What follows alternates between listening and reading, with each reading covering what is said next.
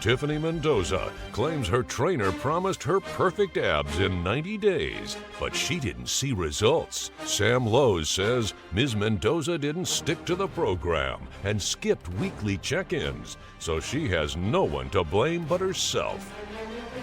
All rise.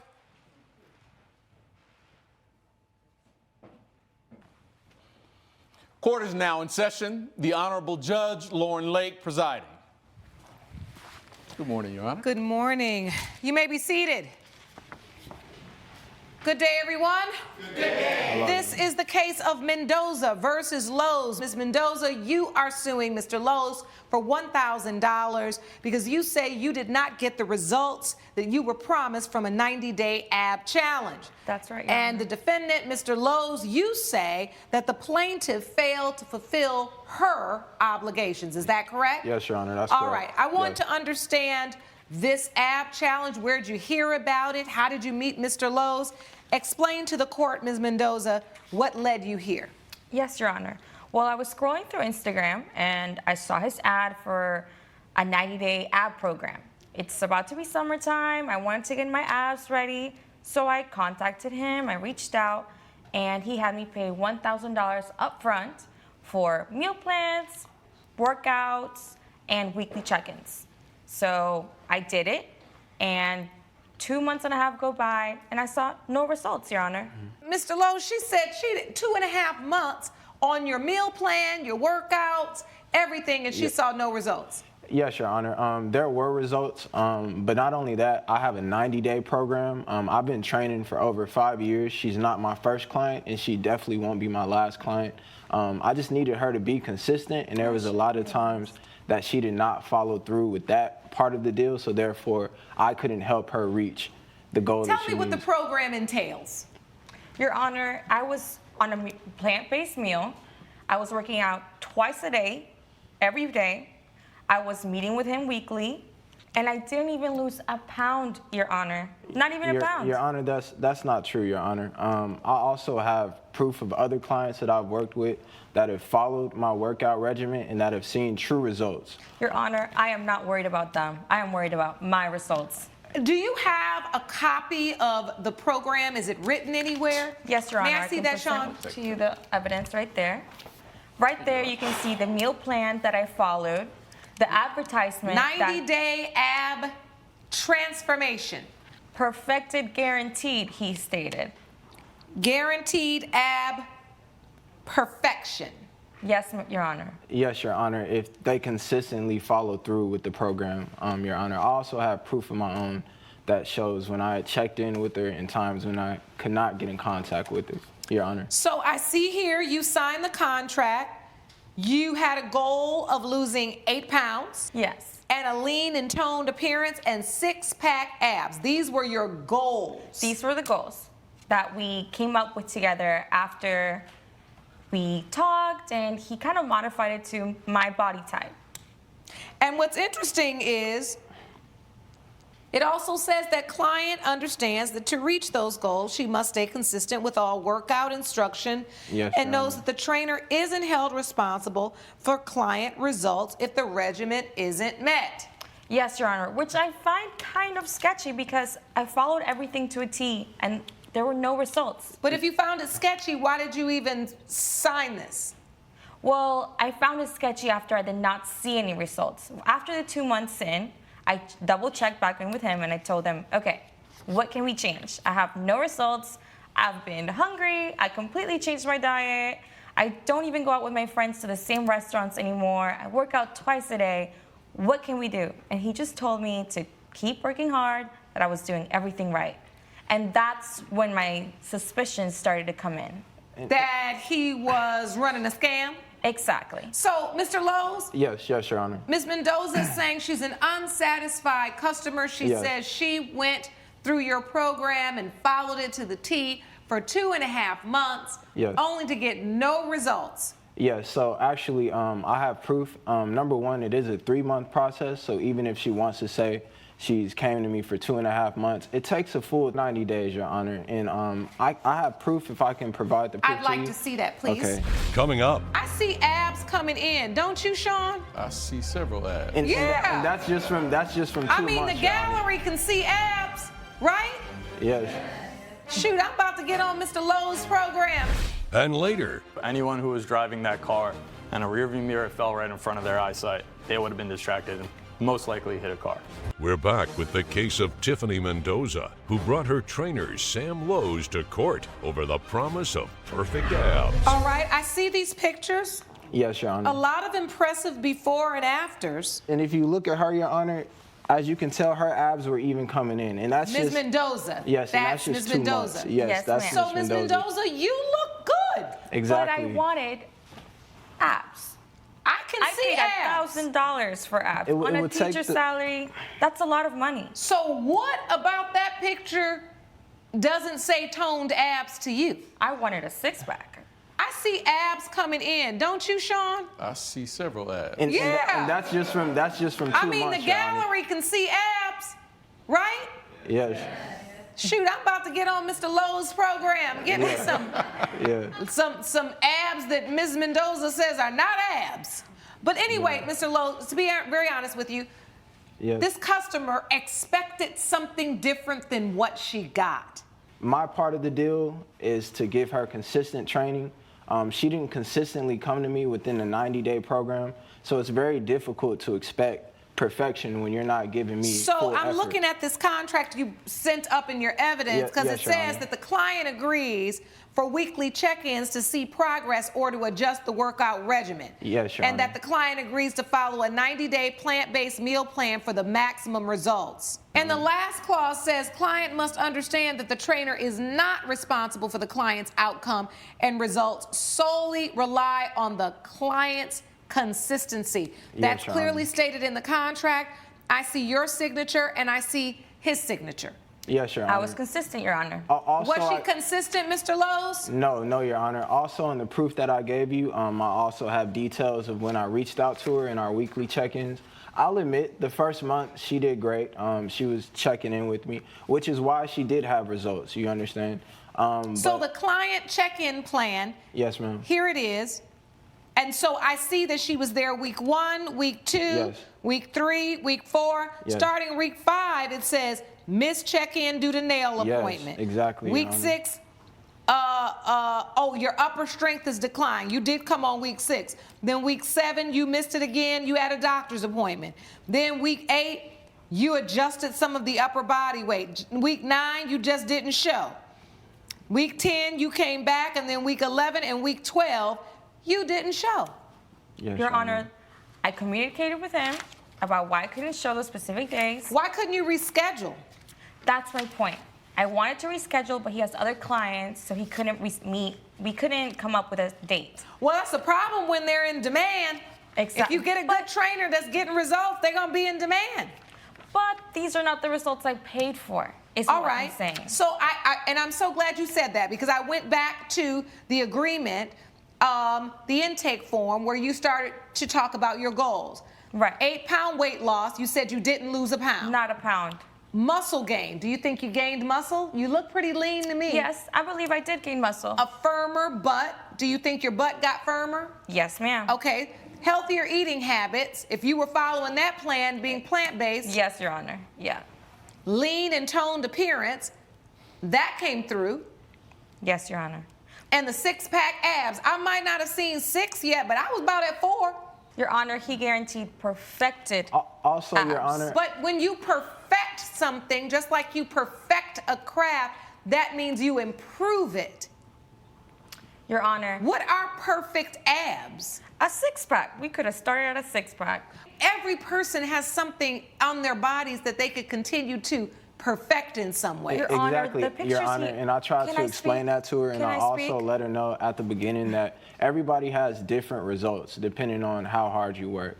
And she didn't want to follow through with her part of the bargain, like getting your nails done instead of working out. She just wants to That's post blasphemy. pictures. Blasphemy. She Your just Honor, wants to post pictures I on still worked out. I Instagram. just didn't meet with him. I needed my nails done.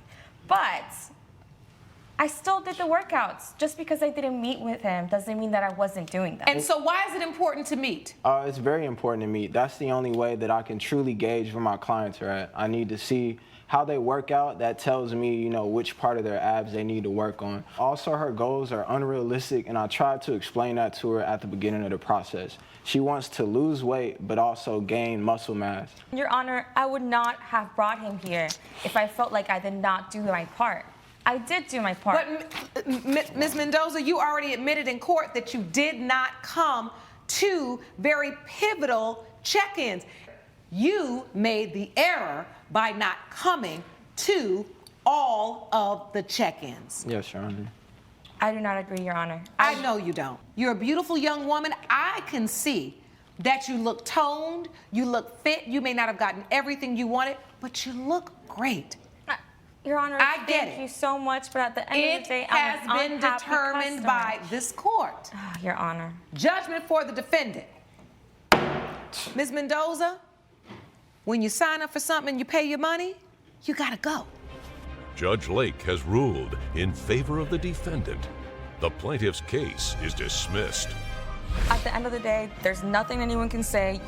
I signed up for something, I paid for something, and I didn't get it. Yeah. So to me, you're a scam and will be a scam. There's nothing I have to say. The proof is in the pudding. I showed the judge what the truth is, and I wish you would understand what the truth is.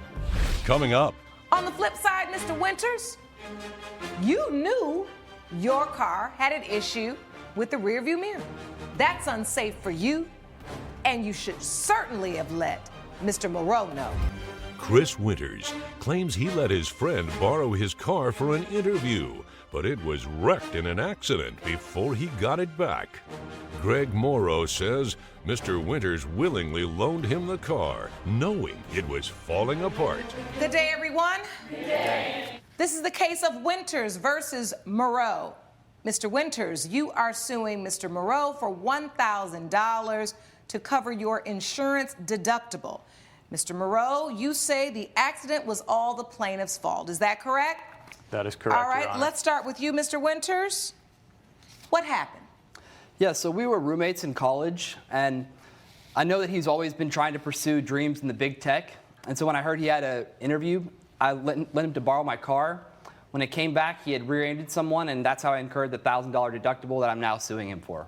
All right, so take me to that day, Mr. Moreau. What happened in the car? What happened was I was pulling out of a parking lot, and his rearview mirror fell down while I was pulling out, which caused me to hit the car in front of me. All right, so you're pulling out forward, Yeah. and the Rearview mirror. rearview mirror drops. Yes. And what happens? And I went to grab it, and next thing you know, the car in front of me stopped a little short, and I bumped right into him. Your Honor, Okay. if I can add one more thing he's not mentioning, I have some more evidence to bring up. On his Instagram stories, I happened to see him eating an ice cream cone at the same time in one hand while he was driving. Well, he wasn't doing a full Insta story while he was driving, Yes, was he? Your Honor. I actually have that. Let me see that evidence, please. I'll take your whole evidence folder here. Thank you. Thank you. Were you eating ice cream and driving and doing an Insta story, Mr. Moreau? Now, the Insta story happened while I was parked. I was parked in the parking lot, took the picture, and then I drove off to bring the car back to him. But you were eating ice cream. I was carefully eating the ice cream while pulling out the parking lot. But anyone who was driving that car and a rearview mirror fell right in front of their eyesight, they would have been distracted and most likely hit a car. Coming up, And you also submitted evidence to the court of what your car looked like after the. we're back with the case of Chris Winters, who blames his friend Greg Morrow for damage to his car. I need to ask you, Mr. Winters, did you have any idea that your rear view mirror was loose and could fall off? Honestly, Your Honor, it is something that I've dealt with before, and I do keep a pair of glue in the glove compartment where he could, repair He that did if not needed. tell me about that, though. All right, so when he borrowed the car, did you mention that at all? No, Your Honor. So you just was hoping that glue was gonna hold while Mr. Moreau borrowed your car? In my defense, he still hit the car in front of him. It wasn't the car behind him. It was the car in front. So it doesn't matter the rear view mirror was working. Yes, it does. It just happened at the same time he had the ice cream cone in his hand. All right, so you're saying if he wasn't eating ice cream, he wouldn't have hit the car. It didn't help, for sure. All right, so you only had one hand on the wheel, Mr. Moreau, because you were eating the ice cream, or you weren't holding the ice cream at the time of the accident? I was holding the ice cream at the time of the accident. I did have my wrist rested on the wheel to, keep it sturdy. And I'm sure. Do you people in think here- that's the proper way to drive a car? No, but Do you remember how they teach you how to drive a car? yeah, Where should your hands be? 10 and 2. And why is that? Safety. To be For safe. safety. Yeah. So that if something happens, you will be able to do what? Gallery? Very good. React quickly, maintain control. On the flip side, Mr. Winters, you knew your car had an issue with the rearview mirror. That's unsafe for you, and you should certainly have let Mr. Moreau know. Judge Lake's verdict when We the People returns. So now I'm looking at your invoice here, and you also submitted evidence to the court of what your car looked like after the accident. That is a significant amount of damage. That says to me you weren't just pulling out of a lot. You were going at a speed over what you would go pulling out of a parking lot. Well, the car in front of me stopped short pretty fast and just caught me off guard. When you borrow somebody else's car, I think you would owe even a higher duty of care driving someone else's car to make sure you're not doing anything that could distract you. So I think both of you are responsible, and both of you should contribute to this deductible. For that reason, judgment for the plaintiff for $500, which is half of the $1,000 petition for. Court is adjourned. Judge Lake has ruled in favor of the plaintiff. The defendant owes $500. So what do you both think about the verdict? It's not quite what I wanted, but I'll accept it. Yeah, I guess it's fair. Are you guys still friends? We'll have to see about that. Yeah, maybe get an ice cream cone, talk about it. Theo Thompson claims his cousin ordered the wrong size tent for their family reunion, so he had to scramble to make it right. Roman Prater says the original tent was extra like his cousin, so he got the right one instead. All rise.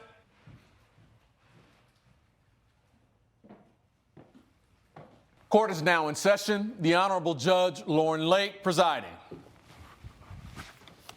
Thank you. Good morning, Please Your be Honor. seated. Good day, everyone. Let's try that one more time. Good day, everyone. Good day. All right, that's more like it. This is the case of Thompson versus Prater. Mr. Thompson, you are suing Mr. Prater, your cousin, Yes. for $2,200 for expenses relating to your family reunion. Is that correct? That is correct, Your Oh, Honor. boy. How did we get here? I want to start with you, Mr. Thompson. Okay, well, like you said, I am suing the defendant who happens to be my little cousin, who's actually like a little brother to me. Every year, if not every year, every other year, we try to have a family reunion. We have a huge family. We love on one another. We like to get together. We like to sip. We like to eat. We That's like what we to do at two-step. family reunions. That's exactly what we do. Yes. And we tend to do it well. You know, sometimes things go astray, but we're family. That's how things happen. But this year, the family appointed me to run the family reunion committee. So I'm responsible for delegating different tasks and everything. And because my cousin / little brother, Roman, is good with money, he has an accounting degree. He has his own business, his own barbershop business. He's very Nice. responsible. All right. You know, and I'm very proud of the work that he's done. You know what I'm saying? So I decided to ask him to be the treasurer for the family reunion committee, and he agreed. So we got together. I went through the checklist of everything that we needed for the family reunion. And for this year, everybody's responding, about 200 family members. So because of that number, I told him we need at least a 40 by 60 size tent. that's going to house and fit about 200 people, plus extra room in case people bring, their guests or whatever, because, we like to eat. We like the ribs, we like the potato salad, we like all of that, the mac and cheese, all of that. Yes, some corn on the cob. That too, with a lot of butter and pepper. Yes, So, we went through the checklist. He assured me that he would have everything in tow for the family reunion. So to my surprise, when I go to the venue on the morning of the family reunion. Well, I want to be clear now. Yes, ma'am. So you agreed to a 40 by 60 tent. Yes, Your Honor. That's what you needed. Yes. All right, and I want to be clear, Mr. Prater, you remember your cousin, Mr. Thompson, saying we need a 40 by 60 tent? Yes, Your Honor. All right, I'm going to come to you in 1 second. Take me to the moment you come to the family reunion. What happens? So I arrive at the venue, Your Honor, and immediately I'm flabbergasted because I have a construction business. So I can look at things and I can tell if it's of sufficient size or not. And I knew instantly that was not a 40 by 60. So I'm not going to lie, Your Honor, I'm irritated. I'm a little disappointed because I know his track record. He handles his business. So I couldn't understand what went wrong here in the lines of communication. All right, so did you call him? Immediately, Your Honor, I'm calling him. It's going to voicemail. I'm sending him text messages. Yo, cuz, hit me back. We have a problem. We have an issue. Nothing, Your Honor. So what do I have to do? Being the businessman that I am as well, I have to run behind him. I'm rushing, contacting different businesses to see if they can accommodate what we need last minute. And so you started looking for another tent? Yes, Your Honor. Did you find one? I did. About the fourth business that I contacted, thank God they had what we needed at that time. I had to come out of pocket for these expenses. Because the other tent was bought from the family reunion funds. Correct. All right. I want to go to your cousin, Mr. Prater, and I want to give you a chance to respond because Mr. Thompson says he counted on you to get the 40 by 60 tent, which was going to be paid for out of the family reunion funds, but you came up short, literally and figuratively, because the tent wasn't large enough, right? Correct. So tell the court what happened. Why did you decide on getting a smaller tent instead of the one he asked for? Well, or that you decided on because you admitted that you agreed to that? Right. Well, Your Honor, being that this is my first year being in charge or treasurer, we want to be able to accommodate for a big family that we have. It's out in Florida. Most of us are from Atlanta. Most of us from, 50-50. But, so we want to come in and do our thing, So basically, I've seen in the past years that, a lot of people, we have 200 people saying that they're coming or whatever, but only like 120, 150 come, So it's like we have more than what we need. He's always extra. The whole family knows he's extra. Everybody knows he's extra, So by us being here is extra, So. Coming up. The tent is $1,700. You suing for $2,200. What's the other $500 for? Because he broke my nose, Your Honor. He sucker punched. Oh, Lord. Sucker punch. He sucker punched me when it was a nudge, cuz. Who blames his cousin Roman Prater for messing up their family reunion. So in your past experience, you plan for all these people and then a lot of them don't show. Correct. All right, I get that. I've also been there on the family reunion planning committee, and it is not easy because sometimes people have good intentions about coming, then they got to get off work. So in your estimation, having a financial background, you said, what, I can just make this work with a smaller tent and spend less money? So that's why I chose to get the 30 by 30, and I feel like it turned out well. But, when everything gets to, a heated, situation, then he comes into my space and, start getting physical with me. That's when everything makes a left turn. All right, now I want to get to the left turn, and I get that. You're being frugal, you think you're being fiscally responsible. When you go to order the tent, you see the difference in price, and you say to yourself, I'm going to just make this call. The 30 by 30 will be enough. We're saving $675. That's significant. Yes. And this is what we're going to do. So now the family reunion obviously goes off well until, like you said, it goes left. Yes. Yes. Take me back to the point where it goes left, Mr. Thompson. Okay, so I didn't want to run a family reunion, so I wanted to wait till the Yes, end, you toward did. the end, and that's when I Are brought. you extra? That's what I want to know. I can be extra, Your Honor. Okay. I can be extra. I can Overly take extra. accountability for Overly that. extra. Not a little extra, Your Okay, Honor. I'm saying I admitted it, so I just wanted you to admit it in open court. Yes, but Your I Honor. already could tell. Okay. But just so you said it in open court. All right. Yes, Your so Honor. you know you were extra. Yeah, And yes. so how did it go left? Okay, so I presented him, I said, cuz I had the invoice from my purchase that I made out of my pocket. And do you I have had that the invoice here? Yes, Your Honor. I'd like to see it. I'll take that. Go ahead, keep going. Okay, so yeah, I showed him the invoice, and I reminded him on what we agreed when we went down the checklist. And so I basically told him, cuz you need to come up out your pocket and reimburse me for the money I came out my pocket because you didn't follow the guidelines that we both agreed to. So I tried to hand him the invoice. He didn't want to take it. So that irritated me even more, Your Honor. So I took the invoice and I kind of nudged him a little was bit. not a you know, nudge. It was Because what happened, Mr. Prater said the tent he ordered was sufficient. You still felt like when it was all said and done that you needed the larger tent. I do, Your Honor, because we had some extra people to show up, you know, because people like to be a little extra sometimes. Yeah. So people brought, you know, their friends or, you know. Unexpected. Exactly. All right. So, and I can understand his logic behind the financial part about it, but don't just go and make an executive decision like that without confirming it with me because I am the head of the family reunion committee. I brought him in as the treasurer, you know, so at least have a conversation He's with giving me. Big Brother energy right now. Absolutely. Right? Okay, but go ahead. Yeah, so that's where my issue came in. All right, Yeah. so how did it go left? Okay, so when I nudged him to give him the invoice because he didn't want to take it the first time, I don't know, I guess he thought I was being too aggressive or trying to attack him. But it was just like, you know, a little nudge like, here, you're going to take this No, invoice. It's not a nudge. And it was. And most definitely wasn't. You extended your arm. That's a push. It's a shove. That's not a nudge.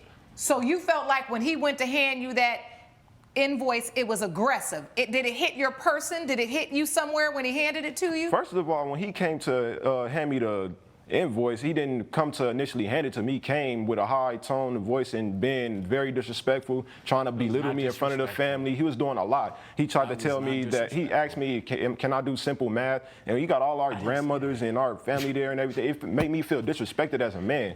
And I told him, like, watch your mouth or things is going to get crazy because at the end of the day, I'm a man too. You know, like you may be older than me and everything, but I will get with you too if that come down to it, especially at the family reunion. Yeah. So he came, I pulled That's up. aggressive. Being that everything was going on throughout the day, you know, I admit I was doing a lot earlier in the day too. When he was calling me, I was not picking up. That's only because I was going around accommodating for our family, driving around to hotels and wherever they had to go because a lot of people coming from out of town, you know? Yeah. This was your job. We have a cousin, Ray, who's supposed to be in charge of transportation and logistics and everything. He called me to ask for backup, you know, so I thought maybe I'm gonna hit him up later, you know, and tap in with him later and explain everything. And then So you thought you'd talk about it later, Yeah. but Mr. Thompson, you want to talk about it now because you had spent this Exactly. money on this tent that you thought was unnecessary. Get me to the money. The tent is $1,700. You're suing Yes. for $2,200. What's the other $500 for? Because he broke my nose, Your Honor. He sucker Oh, punched Lord. me. sucker punch. He sucker punched You me shot when me. I had to defend it was myself. a nudge, cuz. No. It was a nudge, and he So sucker you punched me. he sucker punched you in the nose, broke your nose. You had to Yes, Your go Honor. to urgent care. I did. I had to go to the emergency room. He messed up my nice nose. I liked my nose. Coming up, Plus, I can't get my deposit back That's your from fault. the tent because when he sucker punched me, I fell back on the tent. It ripped, so it was damaged. we're back with the case of Theo Thompson, who blames his cousin Roman Prater for messing up their family reunion. And it was And I- $500 for Yes, Your Honor. your medical expenses on that day because Yes, of that. Your Honor. And plus, I can't get my deposit back That's your from the fault. tent because when he sucker punched me, I fell back on the tent. It ripped, so it was damaged. That's your fault. So, So you took a damaged tent back. yes, Your Honor, The and tent- couldn't get my deposit back either. So that the $1,700 was what you paid. Yes, There Your was a Honor. portion of that you were going to get back when you returned it, but you didn't. Yes. Because it was damaged. Damaged, yes, So Your you're Honor. basically asking for the total cost of the rental of the tent Yes, Your Honor. and then also your medical expenses. Yes, Your Honor. All right, this is what I think see it's fair. here. And I've listened to this story thoroughly because I really want to understand, because family dynamics are difficult. It can be, It's not yes. always easy, and I don't know what it is. I mean, you got the potato salad, the corn on the cob, all the food, everything set up, but it seems like a family reunion is never complete without a family feud. That's right. And that's a problem. But what I see here is that although you dislike the fact that your young cousin, little brother, made the unilateral decision to order a smaller tent, you then made a unilateral decision to go and order a larger tent. Exactly. Because you're extra, you wanted what you wanted, you had a vision for what you wanted the family reunion to look like, and the truth is you felt like he let you down, or he, broke authority, he didn't do what you asked, and that bothered you. Coming up, Him punching you in the nose and turning into a... First of all, y'all all tired, probably done full of heat all day, worn out, exhausted. It was a recipe for disaster. Yes. And unfortunately, a fight happened that was unnecessary. we're back with the case of Theo Thompson, who blames his cousin Roman Prater for messing up their family reunion. You also, I can understand, were nervous about the amount of people and you wanted to pull this off. I get this, right? But I always say, listen, and I say it to myself, sometimes my high expectations lead me to high expenses. Because I'm the only one that has expectations that are through the roof, and most people are thinking differently. Maybe trying to save money in areas, maybe thinking about where we could tweak things. So the expense that you incurred was based upon your desire to have a larger tent. You had a tent, and the tent was paid for from the funds. Nobody owes you any money for the tent. Okay. Now, as for the medical expenses, right? You admit that you were up in his face. You also admit that when you went to give him this, you touched his person with the invoice, right? Yes. Now that may not have been your intent to assault someone, but when you're coming at somebody arguing and yelling and you come to them with your hand, right? A person has a right to defend themselves. Him punching you in the nose and turning into a... First of all, y'all all tired, probably done full of heat all day, worn out, exhausted. It was a recipe for disaster. Yes.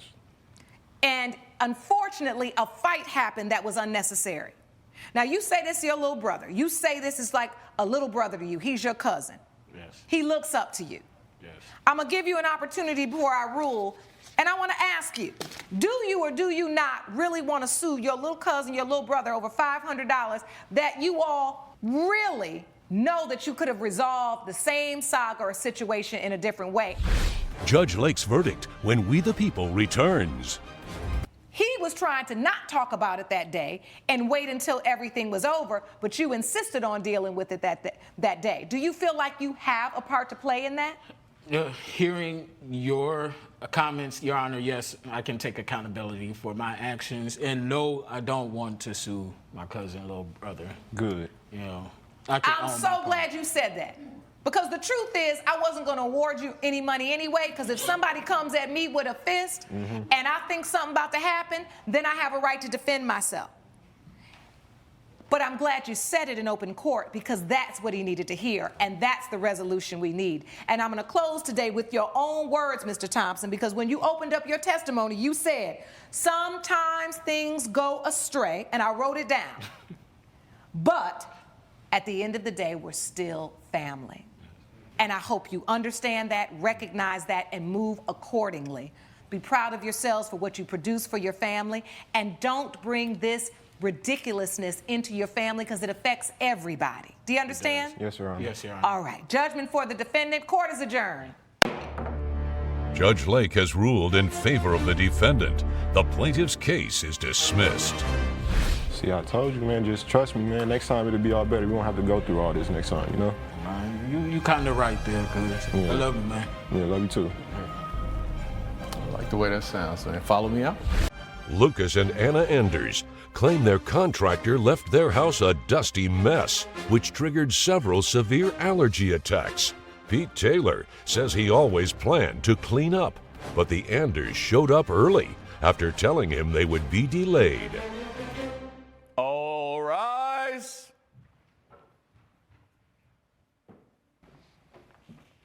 Court is now in session. The Honorable Judge Lauren Lake presiding.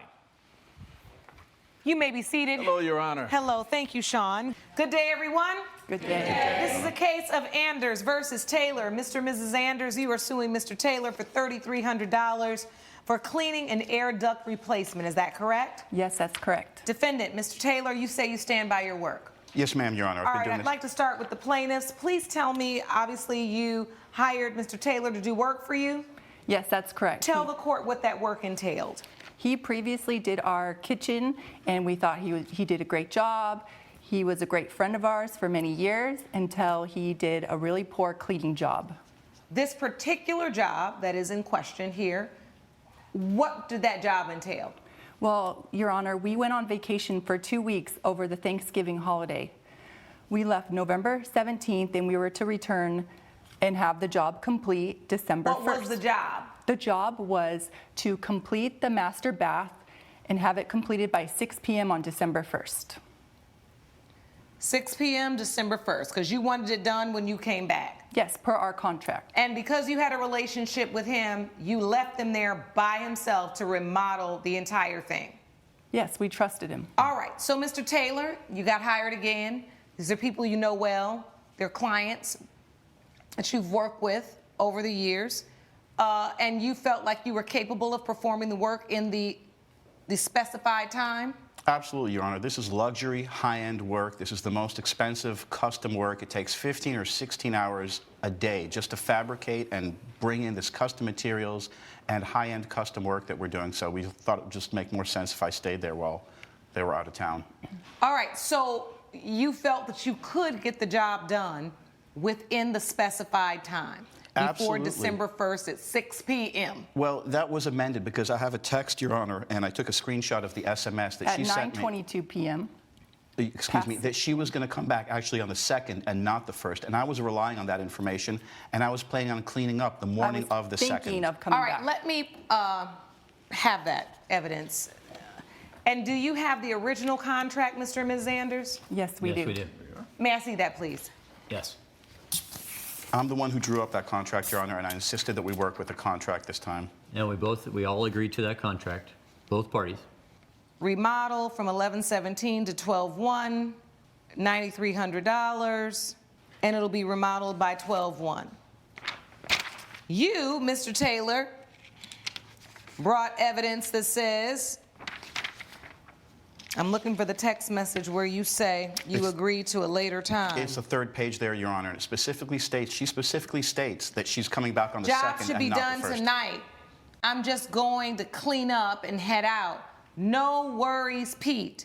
That's Mr. Taylor. Yeah, we thought he We was are cleaning up. thinking of coming home tomorrow morning, no later than noon. Which would have given me enough time. That's what I was And you planning. But this is my giving- point. Thinking. collecting So payment what is it at that about time. you're mad that you came home and the job wasn't finished at the exact time you wanted it? So we came home and came home at midnight. We said we were thinking of coming home the next day. So we didn't say it was a sure thing that we're coming home the next day. We said we're thinking of it. So we get home at midnight and the place is covered with dust and Complete disaster. So we just thought we just can't. We're tired. We just didn't want to deal with it. I had to work the next day, so we just turn on the heater. It was freezing cold. We turn on the heater. We go to bed, and then We had to sleep in the guest we both start bedroom. having allergic fits because when we turned the dust went through the heater and got throughout the whole house. And we had to use both of us had Yeah, to we use could hardly inhalers breathe. to not go to the ER. And Your Honor, I felt I bad had about this. I anaphylactic offered them a shock. free duct cleaning and free filter replacement You all because have of been this. gone for 2 weeks. Why don't you just go to a hotel? I wanted to be comfortable in my own home. But how could you be comfortable when there was still dust and debris? And obviously the contractor had not finished the job. Your Honor, it was the middle of the night, and we were tired from traveling, and we went to sleep in our guest bedroom. We were exhausted. Coming up, You know what? Y'all are dramatic. I don't have time for this. We're here for legal disputes, not just drama. You're being drama kings and queens right now. And later, So, Ms. Martinez, you found out about the survey. Was that upsetting to you? Yes, it was. And why was that upsetting? Because she could have just came to me and told me about the money situation instead of going behind my back. back with the case of Lucas and Anna Anders, who brought their contractor, Pete Taylor, to court over an allergy-inducing dusty mess. So you just stayed up all night with inhalers coughing in dust and debris, so much so that now you want to sue him for an air duct cleaning and replacement because you didn't go to the hotel? There's a little bit more to it than that, Mr. Your Honor. Taylor, so why didn't you just finish the job that night, Mr. Taylor? Because I was relying on the information that the plaintiffs gave me, that they would be back the next day at noon. That's I not a worked written 16 contract. hours But a the day. point This is not a regular. if you agreed in this contract to December 1st, which I see you sign that, what made you just say, I'll just do it in the morning? Because I considered their text to me, their SMS text to me, an amendment to that agreement which I That is drew not up. a formal agreement. How is a text message not part of our agreement? It only, All said, right. it only said we're considering coming back the next day. So where is it in the contract that it states what is the penalty for not being done by December 1st? It's not stipulated. We didn't even think that it would get to that. We Exactly. created this contract. Exactly. So you just leave that night and say, all right, I'm going to come back in the morning. But then you get home, it's a mess. You all decide you just want to stay. You sleep in your guest room. There's dust all in the vents. You all have allergy attacks or have to get your inhalers. And now, why are you suing Mr. Taylor? He didn't complete the job. And there's sawdust But in the vents. you're not suing him for not completing the job. You're suing him Correct. because of the cleaning and air duct replacement. And so, what was your plan, Mr. Taylor, as a contractor? I realize, I have done a lot of construction and know a little bit about designing homes. I know that when the job is looking like it's just about done is usually the messiest moment, right? As you've got to just dot those I's and cross those T's. What was your plan in the final hours as it relates to cleaning up the air vents and ducts? We were working on a very tight deadline. We don't do regular work. This is high-end custom You said that boutique 3 work. times.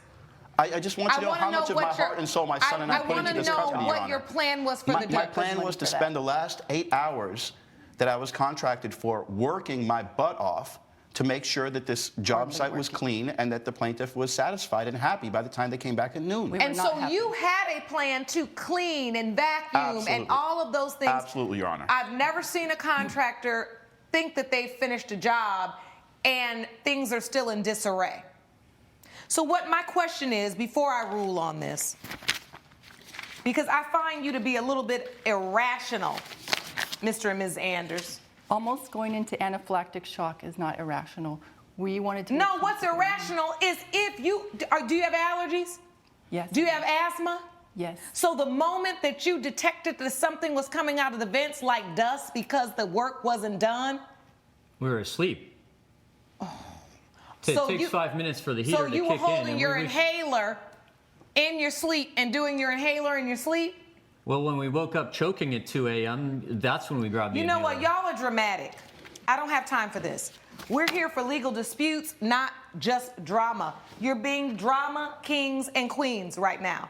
You've gotten work done by this man over and over again. You should know his process. You said you were his friend. So that means you know the quality of his work and how he does it. There was a miscommunication about when you were going to come home. Your first line of your text was no worries. He said, I'm going to clean up and then I'm going to head out. No worries. We're thinking about coming home tomorrow anyway, sometime before noon. A reasonable person in that situation would say, you know what? I got a little more time. Instead of me trying to clean everything up tonight. And I'm going to tell you one good reason why you don't clean up late at night, because you really do need the daylight to really see what you're doing. It's a better time to clean up in the morning. Now, was he substantially overdue on the work? No, because you say he is done with it. It needed to be cleaned. But you never gave him the opportunity to do that. You could have at least given him until 12 noon. And I would have appreciated if you would have just said, we left and went to a hotel. Pete, here's our bill for $200 for this hotel, or knock $200 off of our balance because we really needed this done and we decided to come home early. But you didn't. You went into this drama king moment about all of this. I don't believe nothing you're talking about. What I believe is you wanted to be dramatic because you decided to come back earlier than what you originally stated. I think it's reasonable in that situation for him to think he has a few more hours. And even if it isn't, what is the penalty for him not having it cleaned up on time? We don't know because it ain't in the contract. For that reason, it is this court's opinion that the plaintiffs are not entitled to collect a dime. You got a beautiful, beautiful new space, and you only had to wait about 12 more hours to get the cleaning done. Mr. and Mrs. Anders, enjoy your brand new space. And if you don't want to hire Mr. Taylor again, I'm sure he'll probably be happy about it. Your complaint is dismissed. Judgment for the defendant. Court is adjourned. Judge Lake has ruled in favor of the defendant. The co-plaintiff's case has been dismissed. I can't believe you embarrassed me Your and yelp dragged me starts are in going here. down. 17 years I've been doing this. You're getting sloppy. I thought we were friends. Getting Mr. Taylor, sloppy? you're Are you getting kidding sloppy. me? You don't care about 16 your hours a business. day. I put my heart and my soul into that job.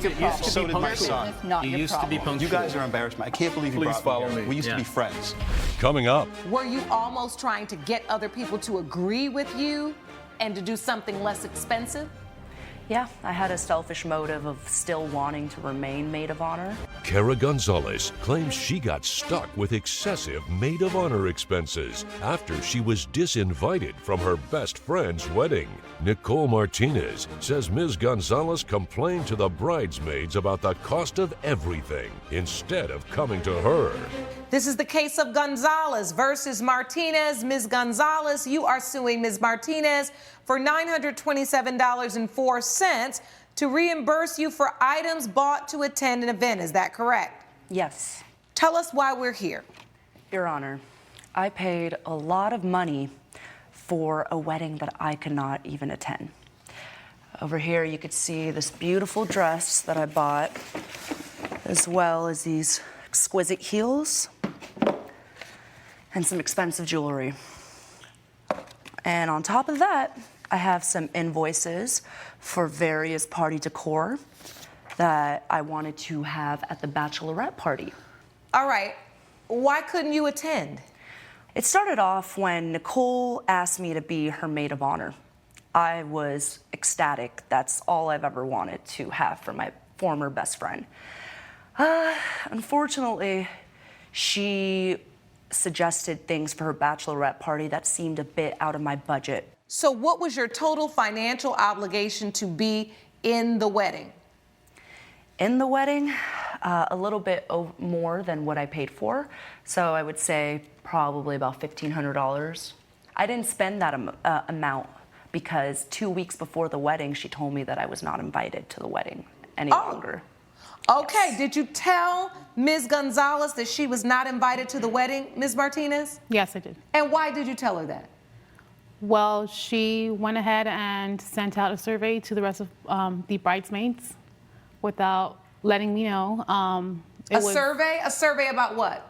It was concerning the money for the bachelorette party. Coming up, The $927.04 you spent on what? On some jewelry, heels, and a dress. That's As a lot of well. money for a bridesmaid for jewelry, heels, and a dress. we're back with a dispute between former maid of honor Kara Gonzalez and bride Nicole Martinez over wedding expenses. Why did you send a survey to the bridesmaids? I wanted to see where everyone's head was at in regards to what we were doing, as well as the budget. So, Ms. Martinez, you found out about the survey. Was that upsetting to you? Yes, it was. And why was that upsetting? Because she could have just came to me and told me about the money situation instead of going behind my back.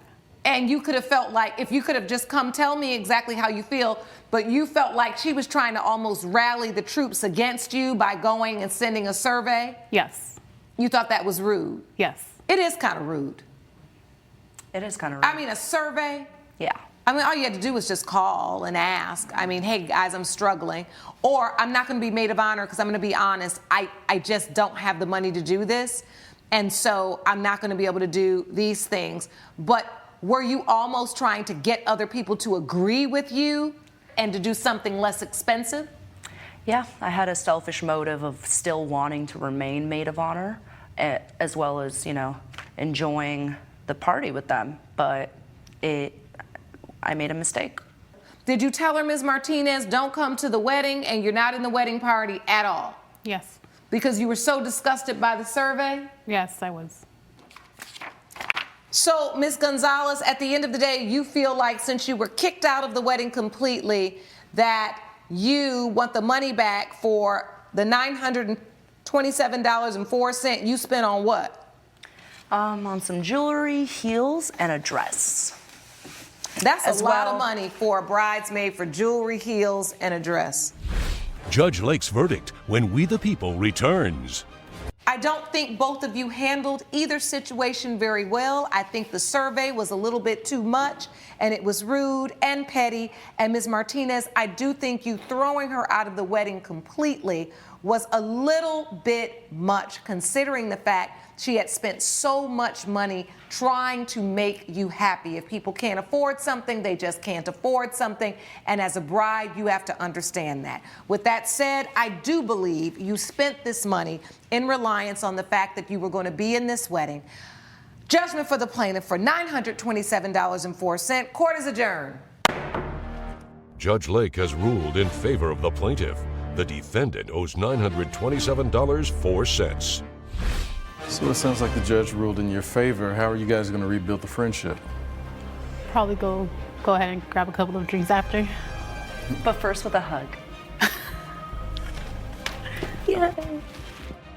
Judith Towns claims her credit rating was on the line after the father of her grandchild refused to pay his share of the rent. Tyler Young says his ex-girlfriend kicked him out of the apartment, so he shouldn't have to pay. All rise. Court is now in session. The Honorable Judge Lauren Lake presiding. You may be seated. Hello, Your Honor. Hello. Thank you, Sean. Good day, everyone. Good day. This is the case of Towns versus Young. Ms. Towns, you are suing Mr. Young for $1,850 for the cost of a broken lease. Is that correct? That is correct. All right. And Mr. Young, you say that you never asked the plaintiff to be a co-signer. Exactly. All right. So let's start with you, Ms. Towns. What happened? Well, first of all, let me start off by saying that, yes, Tyler does owe me $1,850. I co-signed for both of them. My daughter here, who is his ex-girlfriend, and the mother of his child. I signed for both of them. So therefore, I feel entitled that he should be paying me back the money. So Mr. Young is your daughter's ex-boyfriend. Ex-boyfriend. And you co-signed a lease for them. Sure did. All right. And how much was this lease for? The lease was $3,700. Okay, a month? I believe so, yes. Okay. And so you co-signed because when they went to get the place, they couldn't approve. No, they couldn't get approved, Your Honor, for the simple fact is, with the marketing going on right now, their age and the fact that they don't have bad credit, they have no credit. No credit. So I felt inclined to help my daughter get this place because she told me he wanted to marry her. So again, to help my daughter get some responsibility, Your Honor, because I'm gonna be straight up, I have overcompensated for my daughter. I played both mom and dad. She didn't have her father growing up, and so I have pampered her and turned her into the Princess Peach that she is. And so I figured, you know, she graduated from college. Very proud of her for that. Stayed in Washington, D.C. for a year, came back home, and into 6 months of her being back home, found this dude. All right, so she met Mr. Young. They started a relationship. Yes. Were they in an ongoing relationship, a long-term relationship? I would consider it long-term, given the fact that, you know, she's going to his house, he's coming over to mine, we're going out. How long were they dating? Oof, maybe about 6 months. How long were you dating, Mr. Young? Do you remember? Probably like 8 months. About 8 months. Yeah. And then you decided to move in together? I mean, she was at the crib all the time, so. What crib? My crib. So prior to, us getting the high rise, I was living in my own crib. So you already had your own I apartment? had my own spot. No, tell her where you was really All right, so living. what made you decide you wanted to go get a high-rise apartment? No, her daughter decided that she wanted a high-rise apartment because she wanted to be a social media influencer. So it didn't fit the aesthetic that she wanted. Oh, your apartment you had? Yeah. It was 2 bachelor pads. I mean, but she was enjoying it when she was with me. Okay, But but she didn't want to live in there? Nah. So you all decided to go get this high-rise apartment. And so you went to go look at it. We went to go look at it. We How didn't much get was the rent on it? The rent was about $3,700. We weren't getting approved on it without a cosigner. She spoils her daughter. That's the reason why she co-signed. She don't care about me. So you all went to the apartment. It was more than you could afford together. I could actually Or that you could approve for. Exactly. I have a great job. I just had started my job. I was getting paid good. I just didn't have What no do you credit. do for a living? I work in insurance. So I was Okay. taking care of I was going to take care of the bills. I could afford You were it. going to pay the whole $3,700 a month by yourself? Had been too. Had been. Okay, so you did get the apartment because Ms. Towns, you co-signed. Yes, Exactly. ma'am. All right, so you co-sign, they move in, and the bills are getting paid. The bills are getting paid, yes. Along with the bills getting paid, the drama is accumulating. The arguing, the fights. First of all, Your Honor, let me just be quite frank with you in front of him. I never really approved of the relationship. He is significantly older than my daughter. And while he's trying to make it seem like he's in some kind of bachelor pad, let's just break it down. He was in, it was horrible. The neighborhood where he lived, when I went over there, like there's nothing but an air mattress, maybe a table and a PS5. But it was again, mine, right? It was mine. It's It was yours. mine. It was mine, It's though, right? yours. Okay, I'm but just making don't sure. make it seem. She had no place. Don't make it seem. She had a place. Home. No, she was with me too. Yeah, she was with She you. was but enjoying she it. All right, with let's you. get some order. Okay.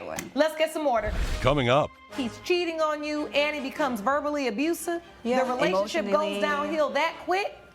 Yeah.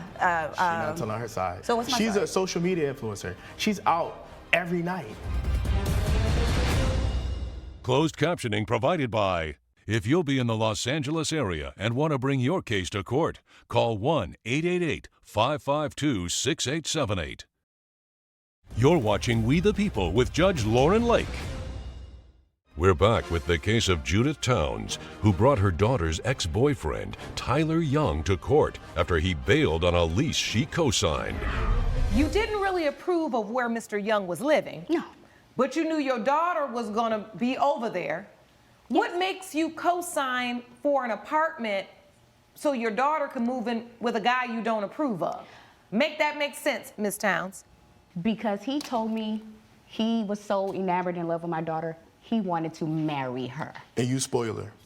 Let's be clear. That I did. Well, it seemed like you're putting the cart before the horse, co-signing for a lease. If he want to marry her, let him make the financial and emotional commitment before you go co-sign for a lease. Yeah, I thought about that as well. And the thing about it is, this is why I told her I would think about it. See, this is not something I just jumped on. See, this is about another month or two of them looking for places and then, oh, Mom, are you going to do it? I found this over here. Oh, they said no. No, she was. So your daughter's coming back and saying, Mom, can you help us? Can you help us? Can you help us? Because they have no credit in this market and day and age. You cannot get an apartment or anything without some kind of form of credit, some type of history. Well, he got an apartment. It just wasn't the kind your daughter wanted to live in. Yeah, but in the neighborhood that he lives in, a loaf of bread can probably get you in that So you made the decision apartment. as a mother to co-sign. To co-sign. And for now my you're daughter. saying he owes you $1,850. Yes, ma'am. Why? Because my daughter paid her $1,850. Half of the $3,700 that was owed, that puts me in my credit and good name. That I told them that when we But signed. why wasn't I in an apartment? I got kicked out. When we I got kicked out of the signed, apartment though. Can you tell her that part? I explained to them the significance of my credit and my name being on the forefront of this. I said in plain terms, I'll give you the PG-13 version, but I said, do not screw me over on this. Did you not agree that you would not do that? Did you not agree that you would not do that? Because I ain't happy with her either. All right, so you told them, I'm going to put my credit on the line. You all bet not mess this up. Bet not. And so, Mr. Young, you say you got kicked out? I got kicked out. What, were you on the lease? I was on the lease. I was So on the how'd lease. you get kicked out when you're on the lease? when somebody don't want you back and they cut up all your sneakers and your clothes and tell you to go and never come back, you gotta go. You're right. Hold on now, Ms. That's Towns. not I good for want to my hear. mental. I want to hear from your daughter. That's not good Stand for up, my ma'am. mental. State your name for the court. My name is Ashley. Good morning, Your Honor. My name is Ashley. Okay, Ashley, you cut up Mr. Young's clothes? I did. And the reason why I did is because I found out he was cheating on me. Tyler's been cheating on me. So I guess I did take it to another level, and that's just because that's how I am sometimes. Again, as he said, I'm a spoiled brat, so I guess he utilized that as me being a spoiled brat. But besides him cheating on me, he has also been verbally abusive to me. So I did take my anger out on him. So because wait, of that. this love of your life, you had to have your mama co-sign. You get in there only to figure out he's cheating on you and he becomes verbally abusive? Yeah, the relationship goes emotionally. downhill that quick? I mean, yeah. She's not telling her side. She's not telling her side. So what's my She's side? a social media influencer. She's out every night. Like, she's not telling that she also cheated. Like, yeah, I cheated. I own that. I cheated after you cheated on me. It's not a contest. Literally cheated It's- on you after I found out But your when you- grandmother when- was never calling you. But when you're never, don't worry about that. Like, Yeah, yes. no, but I'm worried about that because that's the reason why I it found was out you were cheating. He had it logged in as grandma. Grandma. At Listen. 2 o'clock in the morning, grandma's calling the phone. But she got dudes in her DM. It's going down in the DM. They pay. Okay, so hold on. So it got to be messy. So y'all did all that to live together. Then you start living together. You out because you an influencer. High rise from hell. High rise from And hell. it was a I high was rise cool. from hell. I was cool with my little pad. Before we I moved ain't into had- the we new had- high-rise home, you actually lost your place, and we got into the home with my mom. My mom was helping me do a lot of things because, of course, yes, I'm starting out to be a social media influencer, okay? She never wanted us in that spot. She never wanted us in that spot. But She you lost that spoils spot her. anyways. Okay, but the bottom line was you all made it there because of your mother. Your mother helped Exactly. you get the apartment. Y'all got the apartment, then fell off. You fell apart. Facts. You didn't like that she was out doing her social media influencing thing. You got girls calling you and you got them logged in as grandma. That's what she You said. laughing. Bro, You I laughing caught now, you. but it destroyed your relationship. When you say that there were people DMing her, what did you see in her DMs? Listen, it was the blue checks. It was a lot of blue checks. You know what blue checks is, right? Money? That's What are you verified. talking about? That's money, Those are and you're talking verified about that. guys. I mean, NFL, like, they not really saying much because they blue check. They ain't got to say much. But your girl said a lot when I answered the phone. What's the difference? It was a blue check or no check if it's a guy? Blue And it was a check to go to our rent. While he said it was a check to go Listen, to our rent, I paid our money, our all- bills. Oh, you were I getting paid- money from these guys? But she wasn't that's using it what to pay the an bills, though. Influencer, when they like any product that you're doing, like if you're doing a product test or any samples, or so you know, like I do things here and there on, So wait, on social you media. just put stuff on the internet, and if Content. somebody likes what you put up, then they go to your DMs. I mean, like and any- they just send you money. Like any typical person. Ain't nobody no. sent me no money. I mean, girl, I don't know why. Obviously, we in the wrong business, Sean. All wrong. So it's men in your DMs, and you admit giving you money. I mean, yeah, not always giving me money. Some But of what them you just use give it me for? some of them give me attention, and it's not the attention that I feed into. You get what I'm saying? I feed into the ones that are aiming towards my content because I'm on here for business. I'm not on here for pleasure. Coming up, She cut everything up, destroyed, bleached, everything. Like, she went crazy. So, am I to blame for leaving? Like, you kicking me out. So you leave, and then the next month you don't pay the rent, your half. I'm now having to figure out I have to pay a new rent. I gotta sleep on a homie's couch. we're back with the case of Judith Towns, who brought her daughter's ex-boyfriend, Tyler Young, to court after he bailed on a lease she co-signed.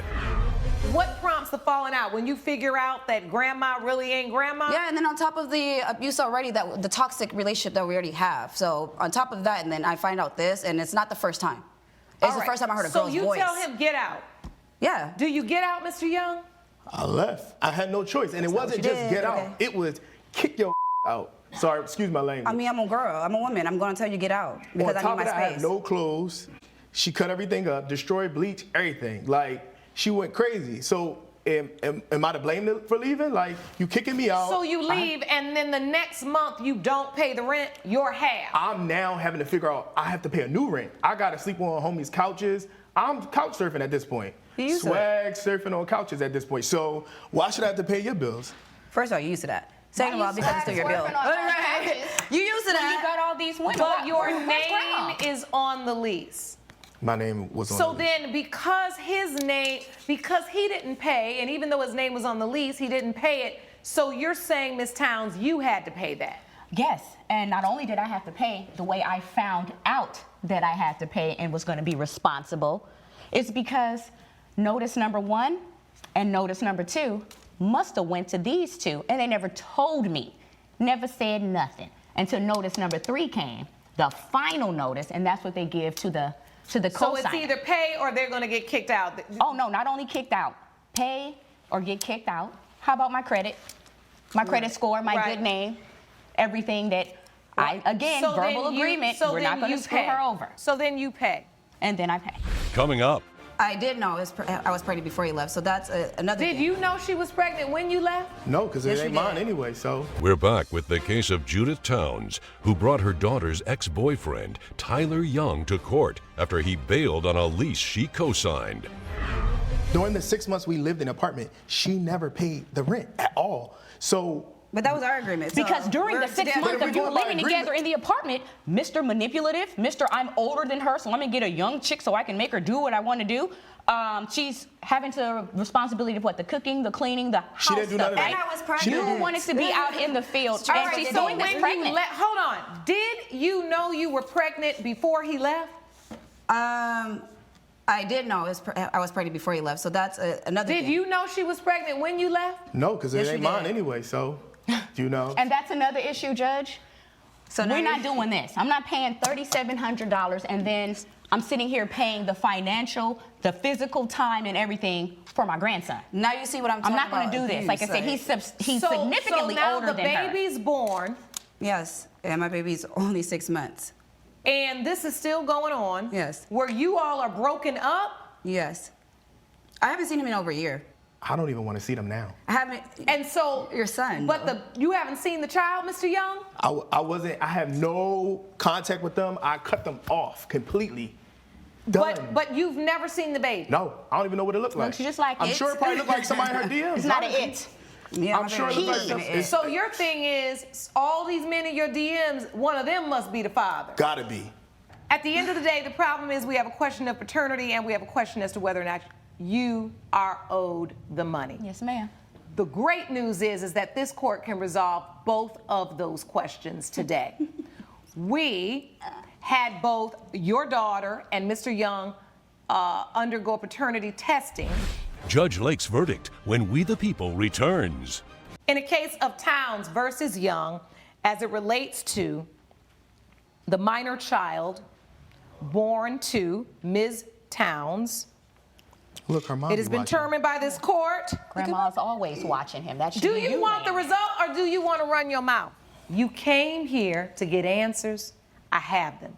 But if you're going to keep talking, I can go on to the next case and you can leave out of here in the same situation that you came. As it relates to the minor child born to Ms. Towns, it has been determined by this court, Mr. Young, you are the father. Exactly. So I don't want to hear nothing else. Pay up, Poppy. Pay it up, Poppy. I need Ms. it. Towns, See, look. Ms. So Towns, hopefully we come- both be watching the kid, right? Listen. Not your mom, right? Let's get some You order. ain't even been here for a year. Let's get some order. You ain't even been here. As it relates to the rent, you signed the lease. You agreed to pay half the rent. You shouldn't even have moved out, but you chose to. But you still owe the rent payable to Ms. Towns. Judgment for the plaintiff for $1,850. Court is adjourned. Judge Lake has ruled in favor of the plaintiff. The defendant owes $1,850. You have not been here for a The year. grandma watching the You kid. have not been here for a That's year. all That's not right. my grandma. That's my mom. You finna watch him now. Listen, that's You debatable. finna watch him now. Listen. You're finna watch him now. It looks like this is going to be continued, right? Yeah. To be continued. Please follow me out. Alex Orell claims his ex-girlfriend moved out suddenly, leaving him to pay her half of the bills. Brittany Gaines says she may have left him high and dry, but it's because he left her with an STI. All rise. Court is now in session. The Honorable Judge Lauren Lake presiding. Please be seated. Hello, Your Honor. Hello. Thank you, Sean. Good day, everyone. Good day. This is the case of Orrell versus Gaines. Mr. Orrell, you are suing Ms. Gaines for $6,285 for lease payments. You say she owes you, correct? Yes, that is correct. And Ms. Gaines, you say the living situation was dysfunctional. Yes, Your Honor. All right. Mr. Orrell, please explain. Your Honor, we're here today because the defendant, my ex, Mrs. Gaines, and I, we shared an apartment. She kind of left me high and dry with the utilities and the bills after an agreement. All right, so you agreed that she would pay what when she moved in? It would be half of the rent and utilities, and that is actually something that I have evidence of. Oh, I'd like to see that. Okay. So, Ms. Gaines, you said you'd pay half the rent and half the utilities? Yes, Your Honor. For how long? For 6 months while I was residing with the plaintiff. All right, I see the text exchange where it says, oh, yeah, I'd love to. I can help with rent and stuff. You say that. He says, great, we can just split rent and utilities 50-50. You agree, perfect. Then what happens? I start to get the sense that maybe he's cheating again. It actually all started with a Fitbit, Your Honor. How did it start? A Fitbit started it? Yes. Explain. He's a workout junkie, and he wanted me to work out more with him.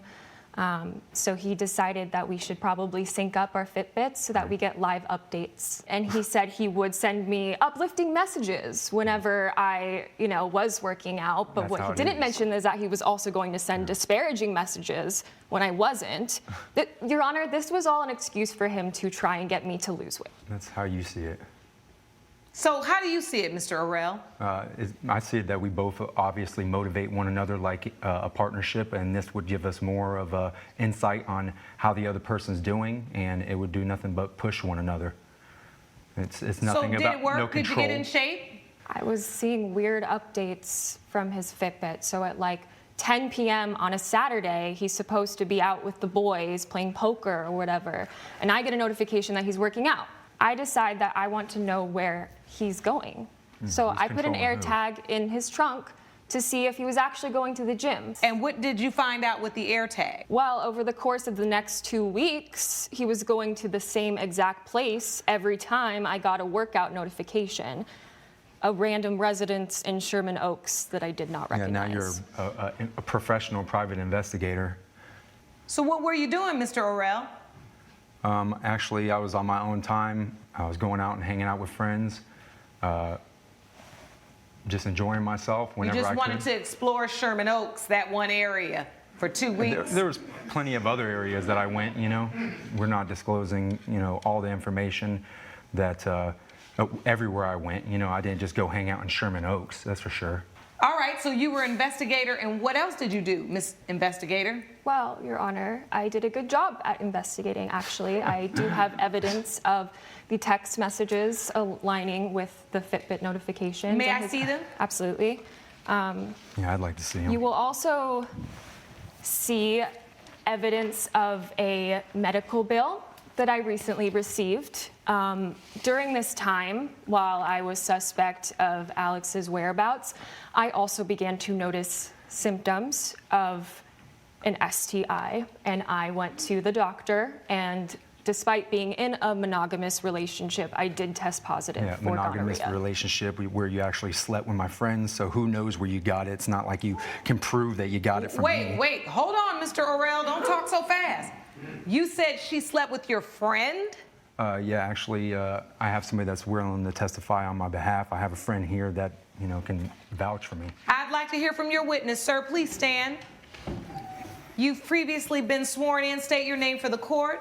Hi, my name is Rob Hubbard. Mr. Hubbard, what do you know about this situation between Mr. Orrell and Ms. Gaines? He says that she was sleeping with a friend of his. Is that friend you? Yes, Your Honor. Brittany and I, we did have a thing, one time. She told me that she was upset at Alex for stepping out, and at the time, my girlfriend had just cheated on me, so I kind of wanted a way to get revenge. Coming up. You can look through her medical records and see negative. I'm showing no sorts of signs of having any sort of STI, so Have you been tested? No, ma'am. And later, a friend of mine, or it looked like a friend of mine on Facebook, sent me a link about, he said that he had the new Avatar movie, and I clicked on it, and then my computer went completely black. we're back with a dispute between Alex Orell and his ex-girlfriend, Brittany Gaines, over shared living expenses. Ms. Gaines, is Mr. Hubbard telling the truth? I did sleep with him 3 years ago during a very rocky point in my relationship with Alex, a point in which he was also cheating. This didn't happen during the window of time that you say you contracted the STI. No, ma'am. And I have evidence as well of all of my medical history from the past 5 years to prove that I did not contract gonorrhea until this year. So is it true, Mr. Hubbard, that the only time you slept with Ms. Gaines was 3 years ago? Yes, Your Honor. Sit down then, because...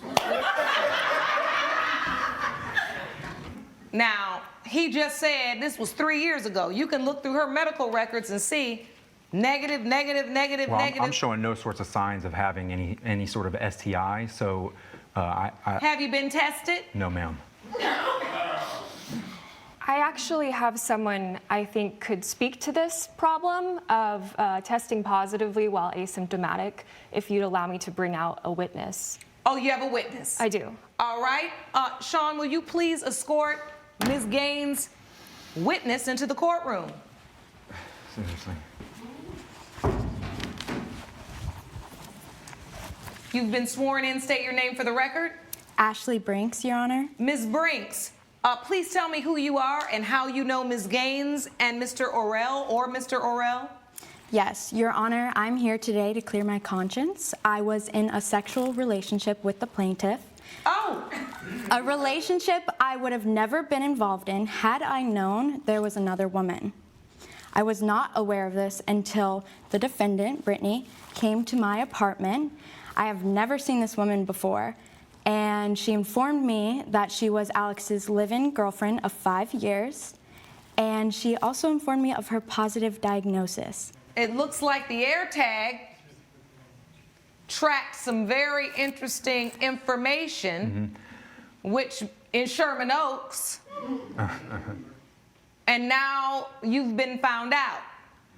We're actually here because of money. We're not here to air out our dirty laundry, you know? Mm-hmm. Yeah. So you don't want to talk about that. But you brought a whole human being to testify about the fact that he slept with your girlfriend or ex-girlfriend, and then he ended up saying 3 years ago. Plead the fifth. But now you don't want to talk about this. All right. That's why I run this court and you don't. So Ms. Brinks, once Ms. Gaines informed you she had tested positive for an STI, did you also get tested? Yes, at that point I had shown no signs or symptoms of an STI, so I'm very appreciative that she came to my apartment because I probably never would have known, because I doubt Alex would have told me. I made an appointment with my gyno, and a week later I also received a positive diagnosis. Ms. Gaines, so you're saying you were living together, and once you found that out, what happened?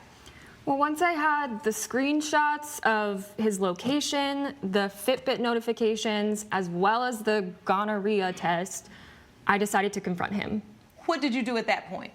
I said bye. I was done. I said no more sacrificing my emotional or physical health for this man, and I left. All right, and so you left. Now, Mr. Orell, you're suing her for $6,285 because you say she ran and then she didn't pay the rent. Right. She left me kind of high and dry, didn't give me any How notice. much was the rent every month? It was $1,500 a month, 3 months, and then there's also utilities, gas, electric. I'm not going to even include the internet. I'm not going to be petty about that, but I'm just saying it rounds off to around $6,200. All right, so she ran off after you gave her an STI and never even got tested yourself. But she ran off, and you all had an agreement that she was going to pay half of the rent and the utilities. And not only verbally, it was also done through text. And how many months is this that she left and did not pay? 3 months. 3 months? Right. All right. You, in writing, agreed to split the rent half and half. Do you understand? I do. You also said you'd split the utilities half and half, right? Yes, Your Honor. So Now we get to the point where you've made a separate agreement with Mr. Orrell. At the time that you wanted to then move on from that, you probably needed to negotiate with him, hey, I want to move out. Yeah. Let's work this out. I want to break up. I don't want to be responsible for this anymore because I don't want to be with you. While you agreed to say, yes, I'll pay half of the rent and half of the utilities, there is no specified amount of time, and that's problematic to this court. I do not think, Mr. Orrell, you were specific enough in terms of this. You should come on and stay with me since we're together. It's closer to your work and it's closer to this. Well, now you're not together. That's right. So she'll need to stay with you, and she's not on the lease. For that reason, I'm going to allow you 1 month's rent, which I think she should have given you a 30-day notice that she was going to be leaving, and the utilities associated with that. Judgment for the plaintiff for $1,750. Court is adjourned. All rise. Judge Lake has ruled in favor of the plaintiff. The defendant owes $1,750. I feel as if justice has been served today. Don't trust your man, trust your gut. Get tested. Coming up. He was clicking on something, and I happened to be in the kitchen. I looked over the counter. I said, don't do that. That's malware. Rachel Pierce claims she got malware on her computer because her tenant clicks on risky links over her Wi-Fi. Andy Butler says he got the link from a friend and didn't think there was anything wrong with it. Good day, everyone. Good day. This is the case of Pierce versus Butler. Ms. Pierce, you are suing Mr. Butler for $540 for loss of pay you experienced when he downloaded a virus. Yes, is that correct? Yes, Your Honor. And the defendant, Mr. Butler, says he's not responsible, and you lost money too. Yes, Your Honor. All right, what kind of virus did he download, Ms. Pierce? It's a malware virus where it takes over everything in your computer and you lose everything that's there. It's 99% effective where you can't even use a computer. Oh, my goodness. So why was Mr. Butler using your internet? Mr. Butler is a tenant of mine. Okay. My husband and I found a house that we really liked, and so we decided to rent it out so that we could have more income in the family. And how did you meet Mr. Butler, and how did he come to be your tenant? Well, Mr. Butler answered an ad that my husband and I put in Zillow. Both of us are educators. He does online schooling as well. So we just felt like he had a mixture. He has a daughter and a granddaughter that live close to us, and how this was a perfect neighborhood. So it was a good mix. So this worked for you, Mr. Butler, in your life. And how long were you living there before this download issue happened? I had been there for at least like 1 year. All right, 1 year. And do you have a written lease? We do have a written lease, Did you bring a copy of that to court today? I did not bring a copy of the lease. Mr. Butler and I had copies together. He signed one, I signed one. Coming up. Well, I'm not very computer savvy, and well, we can tell that. But don't feel bad because I'm not either. We're back with the case of Rachel Pierce, who brought her tenant Andy Butler to court for downloading malware. In this lease, what are the responsibilities for the tenant? What is the tenant responsible for? He's responsible for paying his rent before the 5th of the month. Just rent, any utilities? He does pay some utilities. They're split between us, like the internet, the Wi-Fi. So you all split the internet costs? Yes, we do. That is correct. Evenly? Evenly. So at the point that you decided to download this, what was it, an app or a website? What was it? It was a friend of mine, or it looked like a friend of mine on Facebook, sent me a link about, he said that he had the new Avatar movie, and would I like to watch it? And I said, sure. And I clicked on it, and then my computer went completely black. Ugh. Well, Your Honor, I'm sorry, but that's not what Mr. Butler told me. What happened was, this wasn't the first incident, it wasn't the second incident, it was actually the third incident of something that's happened. The first one happened when he was up in the kitchen one day.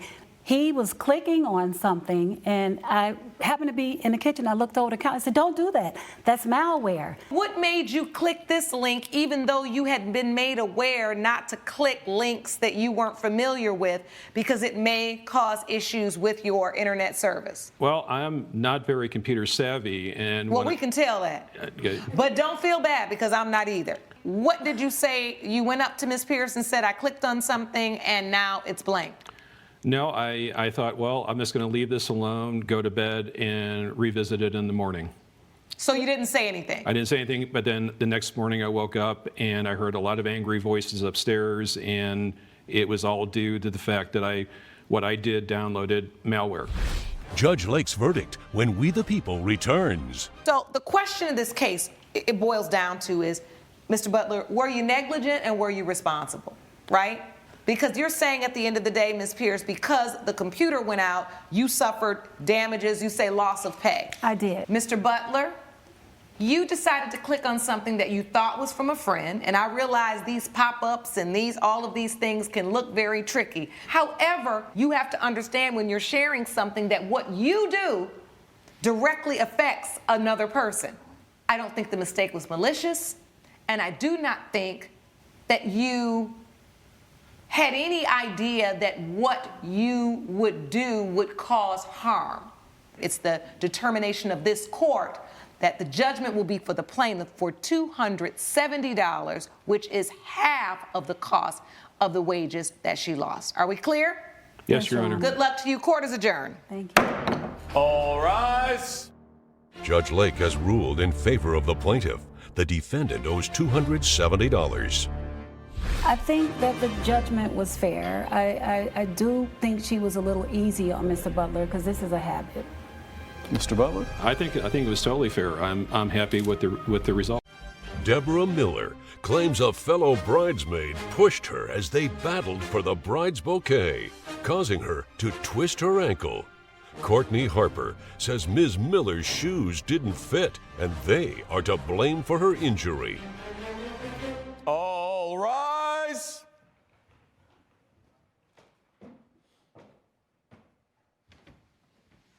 Court is now in session. The Honorable Judge Lauren Lake presiding. Please be seated. Hello, Your Honor. Hello, thank you, Sean. Good day, everyone. Good day. This is the case of Miller versus Harper. Ms. Miller, you are suing Ms. Harper for $375, the cost of injuries you sustained at a wedding. Is that correct? Correct, Your Honor. All right. And Ms. Harper, you say the plaintiff was the one being aggressive. Yes, Your Honor. All righty. I'll start with you, Ms. Miller. What happened? The defendant pushed me during my best friend's wedding. We were doing the bouquet toss. I caught it first. She came in aggressively, grabbed the bouquet. We were going back and forth, and I fell and twisted my ankle after she pushed me after letting it go. Oh, she pushed you. Your Honor, I did not push her, Ms. Harper? No, I did not. I did not push her. The plaintiff was already wearing shoes that didn't fit her, first and foremost. She had what we call an H-Town eagle claws, Your Honor. The shoes were eagle claws. Eagle claws. It's when you wear shoes, when you wear heels that are too big and your feet are sliding to the front. You she can was use walking her around shoes that as way. example. She was walking around that way the whole entire time. Yes. She was walking around that way the whole reception, the entire night, complaining about her feet hurting. And basically the wedding goes great. You know, and once we get to the reception, it's time for the toss. The bouquet goes up. We both grab it. We're doing a little back and forth. I'm not about to fight over no flowers. So I let them go. She starts doing her dramatic Deborah stuff, starts falling all over the place, and then expects, you know, me to pay for her embarrassment. Like, I'm not doing that. So how do you know each other? Do you know each other, or were you both guests at a wedding? We were both bridesmaids at my childhood friend's. Yes. It was my childhood best friend's wedding, Felicia. You know, we grew up together, and Your she Honor, met I don't her really later know on. her. I know her in passing. We don't have a history together. We just share a best friend. Okay, so you don't really know each other. You No, share a ma'am. best friend. Yes, It was ma'am. Felicia's wedding. Yes. And this is the time when they throw the bouquet. Yes. And you both lined up, what, in the front? Yes, I She was stood already in the next to me. front. I don't know I why. did not. I was don't know already in why. the front because one thing about Deborah is she is I call her a Deborah Downer. She's the type of person that always has to go against the grain and, you know, like, in any kind of outings. You know, Felicia tried to get us, you know, to get along with each other on multiple different occasions, and every single time, she never has a good time. Your Honor, she's aggressive. She's an aggressive person. She's been aggressive I don't have a me, malicious and bone this in is my a body, breach. Your So you Honor. say she's been aggressive towards you. In what other ways? Not just with the bouquet, but another way as well? I have had to check her on many occasions during this whole wedding. She had to ruin the fun, basically, Your Honor. Okay, that's what she thinks. Check her how? Well, we were planning the bridal party, the celebration for Felicia's wedding. All the bridesmaids came together at the maid of honor's house. The defendant came in 40 minutes late, having a bottle of alcohol, yelling, "Where's the party?" ruining all my plans that I had set forth for the bridal shower. She's aggressive towards me. No, So after I was not being I aggressive just told towards her that she should act more ladylike, be more friendly, quiet, not so loud, and come on time so that the party and everything can go accordingly. So, Your Honor, what happened in this situation was, see, I'm a business owner. You know, I run a salon. You know, I have very high clientele that comes in and out. Somebody just flown in, and, you know, I had to, you know, make my money. So, you know, I let them know that I was going to be late. I ended up coming tardy to the party, but I didn't come empty-handed. You know, me and the girls haven't seen each other in a long time. So I showed up with a bottle of alcohol, like, hey, like, let's all have a good time. Were you drunk when you came in, or you just brought the alcohol for everybody? I was not drunk when I came in. I just brought the alcohol as a party favor, just to get everyone. Drinks? I mean, like 1 or 2, but I didn't come up in there acting belligerent like she's trying to paint the story. So in this instance, you felt like she was being very disruptive at the party you all had planned for the bride. She's upset and this continued on at the wedding. Correct. This was a setup for what happened at the wedding. Correct. She was upset that I didn't go with the theme that she wanted. Aggressive with you, Yes, with the ma'am. bouquet on purpose because of you tried to check her at this party. Yes, So ma'am. was Miss Miller getting on your nerves, Miss Harper? I mean, she's always been infamous on getting on everyone's nerves. Like, she's just always going against the grain. Coming up. So this was a wedding reception. Yes. Had you had some cocktails? No, ma'am, I don't drink. And funny, she's the one that fell. I don't drink at all. Have you had some cocktails? Yes, I did. But I was not belligerent. I was not intoxicated. I was having a good time with my friend. And later. Basically, the defendant took it upon himself, as my valet that I hired, to park cars on my beautiful lawn of my home. We're back with a dispute between Deborah Miller and fellow bridesmaid Courtney Harper over a bridal bouquet-related injury. So when that bouquet went up in the air, who got their hands on it first? I did, Your Honor. No, she did not. We both grabbed it at the same time, Your Honor. She tried to do a little petty, and she you know, whatever. grabbed it after I caught it. She already, no. She's jealous no. of me.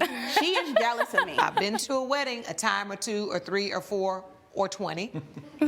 Why, when you started ripping it, did it not just come apart? It's because, like, I had the bottom part and she grabbed, like, the top part of the actual flower bouquet. She let it go. I did let it and go she because she's trying to pushed fight me. with me at my friend's She wedding. let it go and she Your pushed Honor, me. How could I let go of something and push somebody? She pushed you with Yes, 2 ma'am. hands? No. Yes, ma'am. No, I did not. Yes, ma'am. Not with That's how I recall it. So, no, I want you to demonstrate for me, Ms. Miller. So she gets the bouquet. We're holding it together. If I have something in my going hand, how can I back push and forth, somebody? Ms. Harper. Going back and forth. She lets it go and she pushed me. Did you physically push her? No, I did not. And you all don't have a witness statement, affidavit, or eyewitness that can testify as to what happened? No, ma'am, but I do have text messages. What evidence did you bring? I have text messages. Let me see that, please, Ms. Miller. I attempted to address her in regards to her pushing me. From Ms. Miller, hey, Courtney, which is Ms. Harper. It's Deborah. We need to talk. You write back, hell no. We don't have nothing to say to each other. You say, yes, we do. You're responsible for my medical bills. You owe me $375. And then you write back 3 laughing emojis. Yes. And here are your medical bills, which actually total $705 for your urgent care, x-rays, the cast, crutches.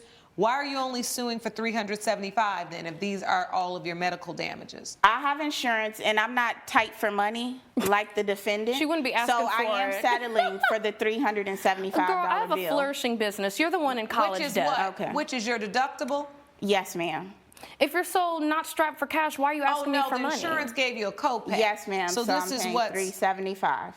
$305. She needed I'm to. sure. Which evidence do you have, Ms. Harper?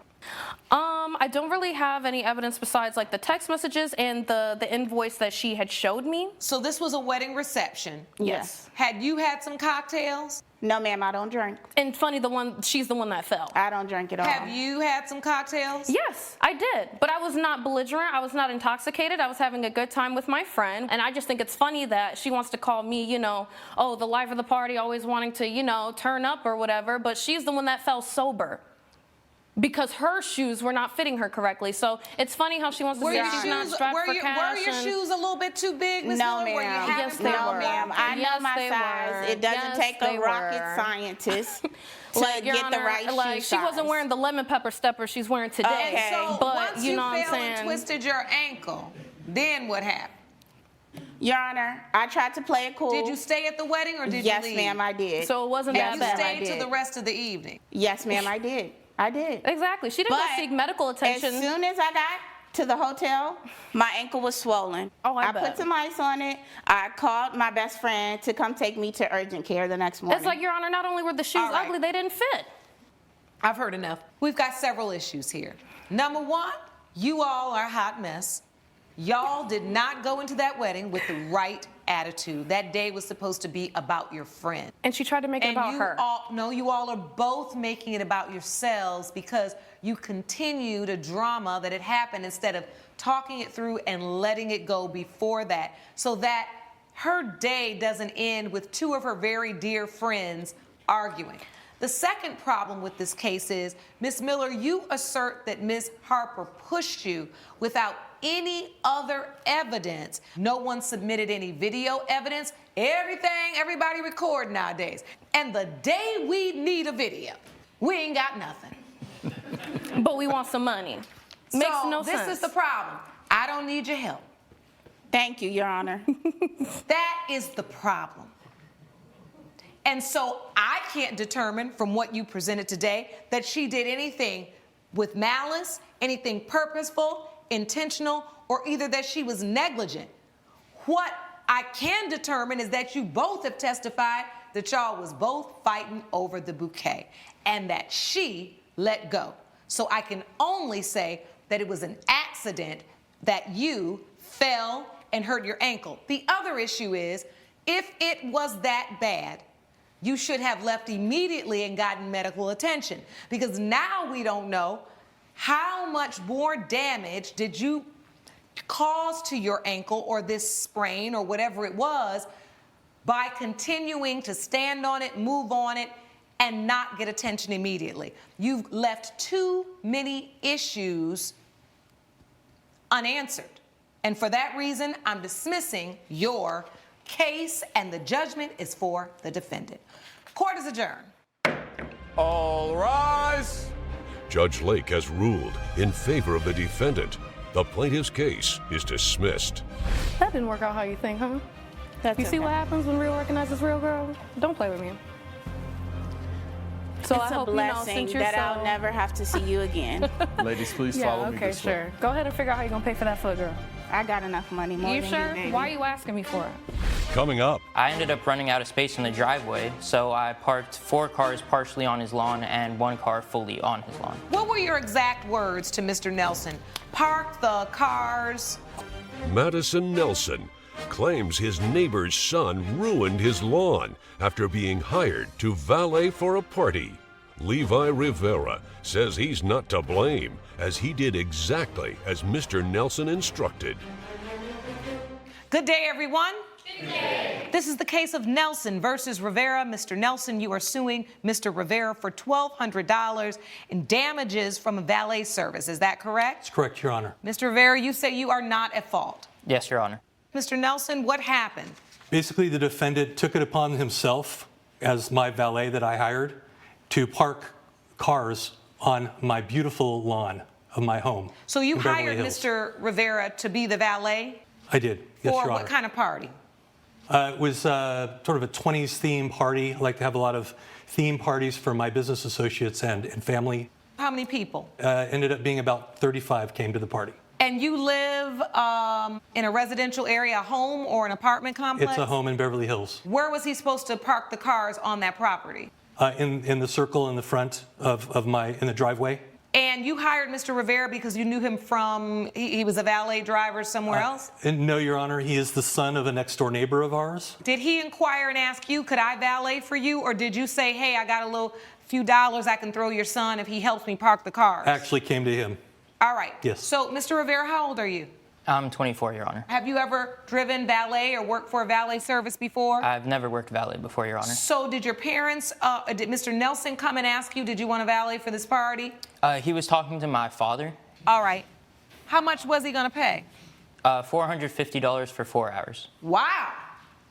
Let me learn how to, some cars parked on a circular driveway. I can drive real well.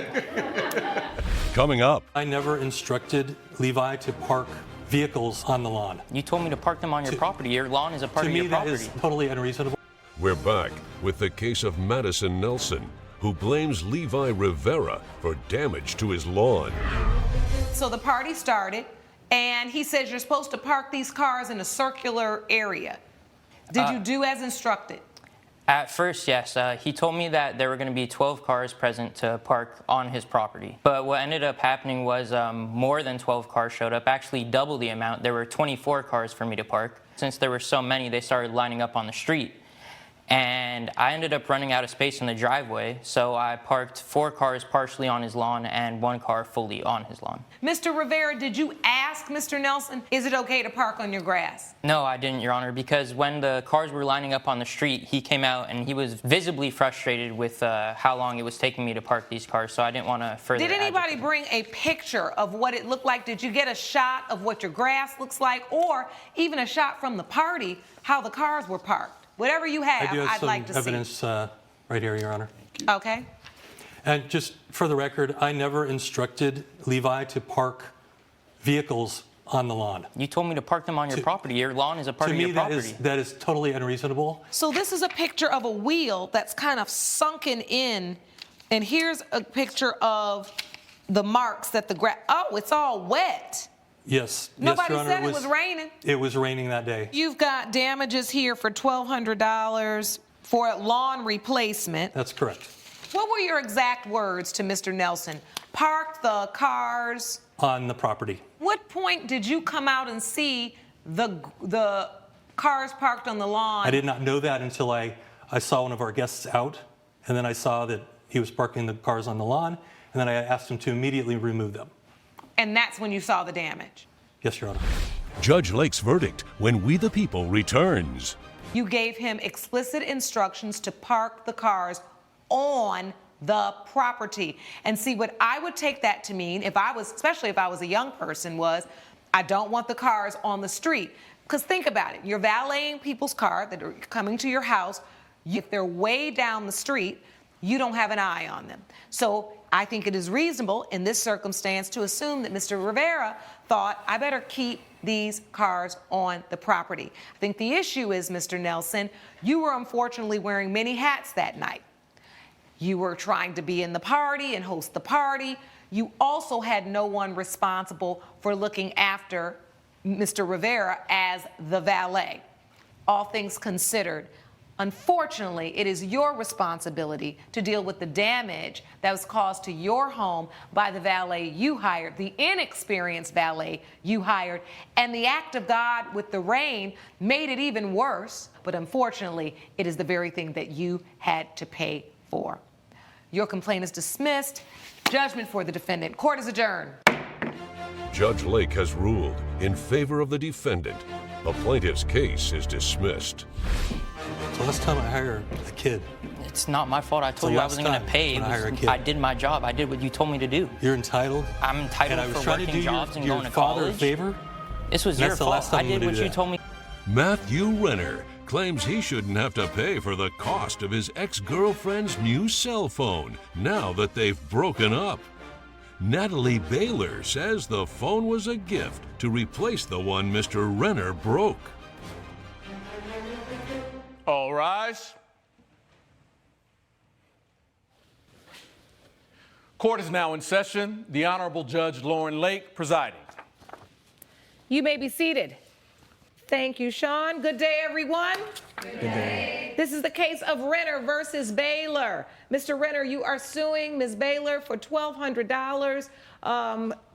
You say it's because of an iPhone you gave her and unpaid mobile bills. Explain to the court what happened. Yeah, so I'm suing my ex-girlfriend for $1,200 for a phone. I brought hers when hers broke during our relationship. Everything was going good. We got along great. One time we were hanging out. Her phone broke. I got offered for my phone company, a free phone with extra line. Hold on, Ms. Baylor. Let me get the case started. I want to understand why he is suing you. Yes. Go ahead. Yes. So when the phone broke, I got her a new one on my line. I got a free phone for an extra line.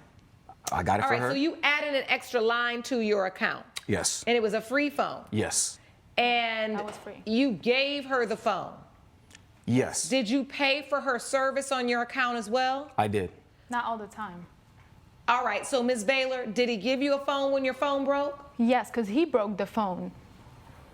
Oh, you didn't add that part in, Mr. Renner. Yeah, of course not. Your Honor, I did not break the phone, but I did buy her a new phone regardless. No.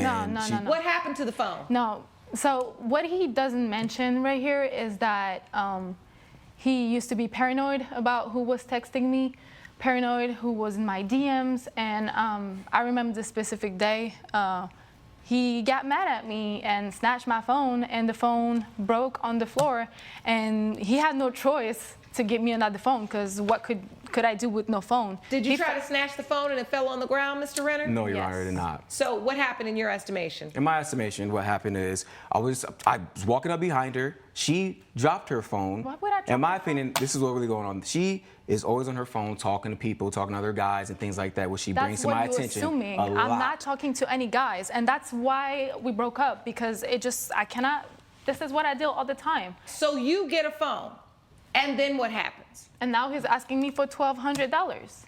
For the price of the phone? Yes. Right. Why? So after we split, after we broke up. How long after you bought the phone did you break up? It had been a couple months. Months? Yeah.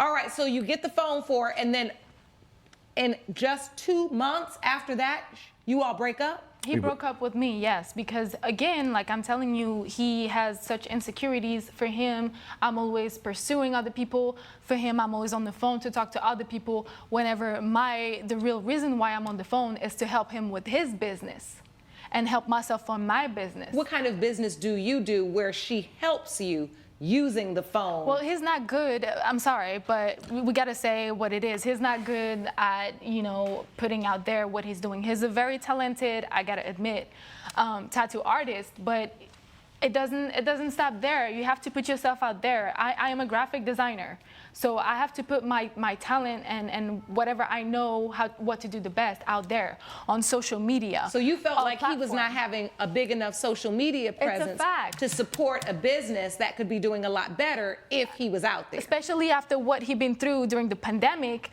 I mean, me as a partner, I want to lift him up. If he's, doing financially good, I'm doing financially good as well. It's a 50-50. So let me ask you this. Were these phones in your personal name, Mr. Renner, or your business name? Personal name. Okay. But you knew that she was going to use the phone to do a little help for you. Yeah. Right, and it did begin that way. But again, I'm a tattoo artist. She helped me with taking pictures of the art I was doing, posting it, and things like that, and it went great. Every single time there'd be any disagreement between me and her, I would get thrown in my face that she had other men that she could be with. Yeah. Men from my Instagram account that she was running, men from her Instagram account that she was running, whatever man from either account, she would put in my face that at any time she could go be with them and she could leave me and go be with them. And if I wasn't doing what she wanted me to do, if I wasn't pleasing her however she wanted to be pleased, she would immediately throw that in my face. No, let me tell you something. I emphasize the fact that there is plenty of men that are waiting for me outside of the house to let you know that, listen, I still choose you. I still choose you every single day, no matter what. Your Honor, it is not a matter of a question of my care. This sounds like a typical argument, doesn't it, Sean? Absolutely. Coming up. Because mind you, he broke up with me for some stupid reason. I had to walk out of the house this night. Let me be completely honest with you. That's what I hope you're going to do in court. And later. So you're testifying in court that you agreed verbally that you're going to live with her for 6 months. I do. But the thing is that she didn't tell me the full truth. We're back with exes Matthew Renner and Natalie Baylor, who are fighting over a cell phone. So you all got into it about the phone, about social media. There were insecurities there. There were all those things. And this led to the breakup? We got into an argument, okay? And after this argument, he told me, well, if this is what you desire, if this is what you want to do, just go. Go with the man. That she sees, the ones that she likes, the ones she talks to. Absolutely if that's not. what she wants, she threw in my face. This is assumption, and you cannot. There is no facts. There is no fact. You literally packed my stuff and put the stuff in front of the door because I had to stop this conversation. Because she walked out, she left. And the night before, she speeds out the house. She goes, I could be with anybody I want to. All these guys talking, I can be with them. I said, if that's what you want to be, if you want to be, that's what you want to be, then go ahead and you do that. She picks up her stuff and she storms out and she leaves. I stormed out. Next morning, she's not there. She's still gone. How did we get to the point where you think she owes you for this phone? That's insecurity. So she comes back when I was at work, gets her stuff. We never talked. We haven't talked since then. No, I get a bill that says that I owe $1,200 for the termination of the contract from the phone because she decides to switch her number and the line. Yes. Got it. So once she takes the phone off your account, yes, then it's like the price of the phone escalates. It's no longer free because it's not associated to your other phone. Bingo, yes. But I'm not using the phone anymore because, mind you, he broke up with me for some stupid reason. I had to walk out of the house this night. Let me be completely honest with you. That's what I hope you're going to do in court. Well, exactly. So when you see our conversation, you see that we cannot get to an agreement. Whenever that happens within closed doors, behind closed doors, the only thing that you have to do at some point is to step out of the house. It just escalates. You needed to step out to de-escalate the anger. You did not want something to happen that shouldn't happen, the anger, and take over. And not dealing with your insecurity. And that's why you didn't come back. Yes. But you weren't going to leave the relationship. No, of course not. How would I leave a relationship over a phone? I mean, that's insane to me. So the point is, why didn't you all work it out and get back together then? Because I believe that he's putting on me, projecting on me things that he doesn't want me to do, and he makes me feel bad for things that I'm not doing. Mind you, he is right here complaining about stuff such as I left the house and I didn't come until next morning. Whenever for a whole weekend, I didn't hear from him when he was in jail because he couldn't pay for the child support of his baby mama. And then you want me, and then that was a mouthful. Okay, I'm just trying to figure out how we get to the price of the phone. You done gone and it's way down the rabbit hole. We're talking about $12,000 that he owes to his baby mama and not $1,200. So you know what I'm saying? To me, it just doesn't make sense. To me, we're not in court because he needs. Mr. Renner, you better jump in here because Ms. Baylor telling all your business. Yeah, I know. She definitely is. So how do we, at what point do you say, I need the money back? Do you ask her for the phone back or for the money for the phone back? What do you do? I don't ask her about anything until I got a bill. As soon as I got a bill, I messaged her and I asked her. And I said to her, hey, got a bill? I'm going to need. Is that the bill? This is the bill. Let me see it, please. I'm not paying for a phone that I'm not using anymore. This is the cell phone bill. I see $1,200. And now he owes it because it got disconnected from his account. I mean, I'm not going to So you disconnected it. Do you admit that? Yes. But now you say you're not using it. No, I'm not on his account anymore. Oh, but you're still using the phone? Yes. No. Where's the phone? I mean, probably at my house. If you want the phone, I can totally give you the phone back. You if you want to can? use it. I mean, that's enough. So it took you all to come all the way to We the People and waste all. Don't talk over me.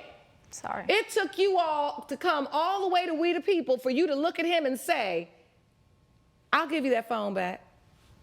That's the miscommunication that we've been dealing with since the beginning of our relationship. Never ever once. Miscommunication. It's total and utter lack of communication. Absolutely.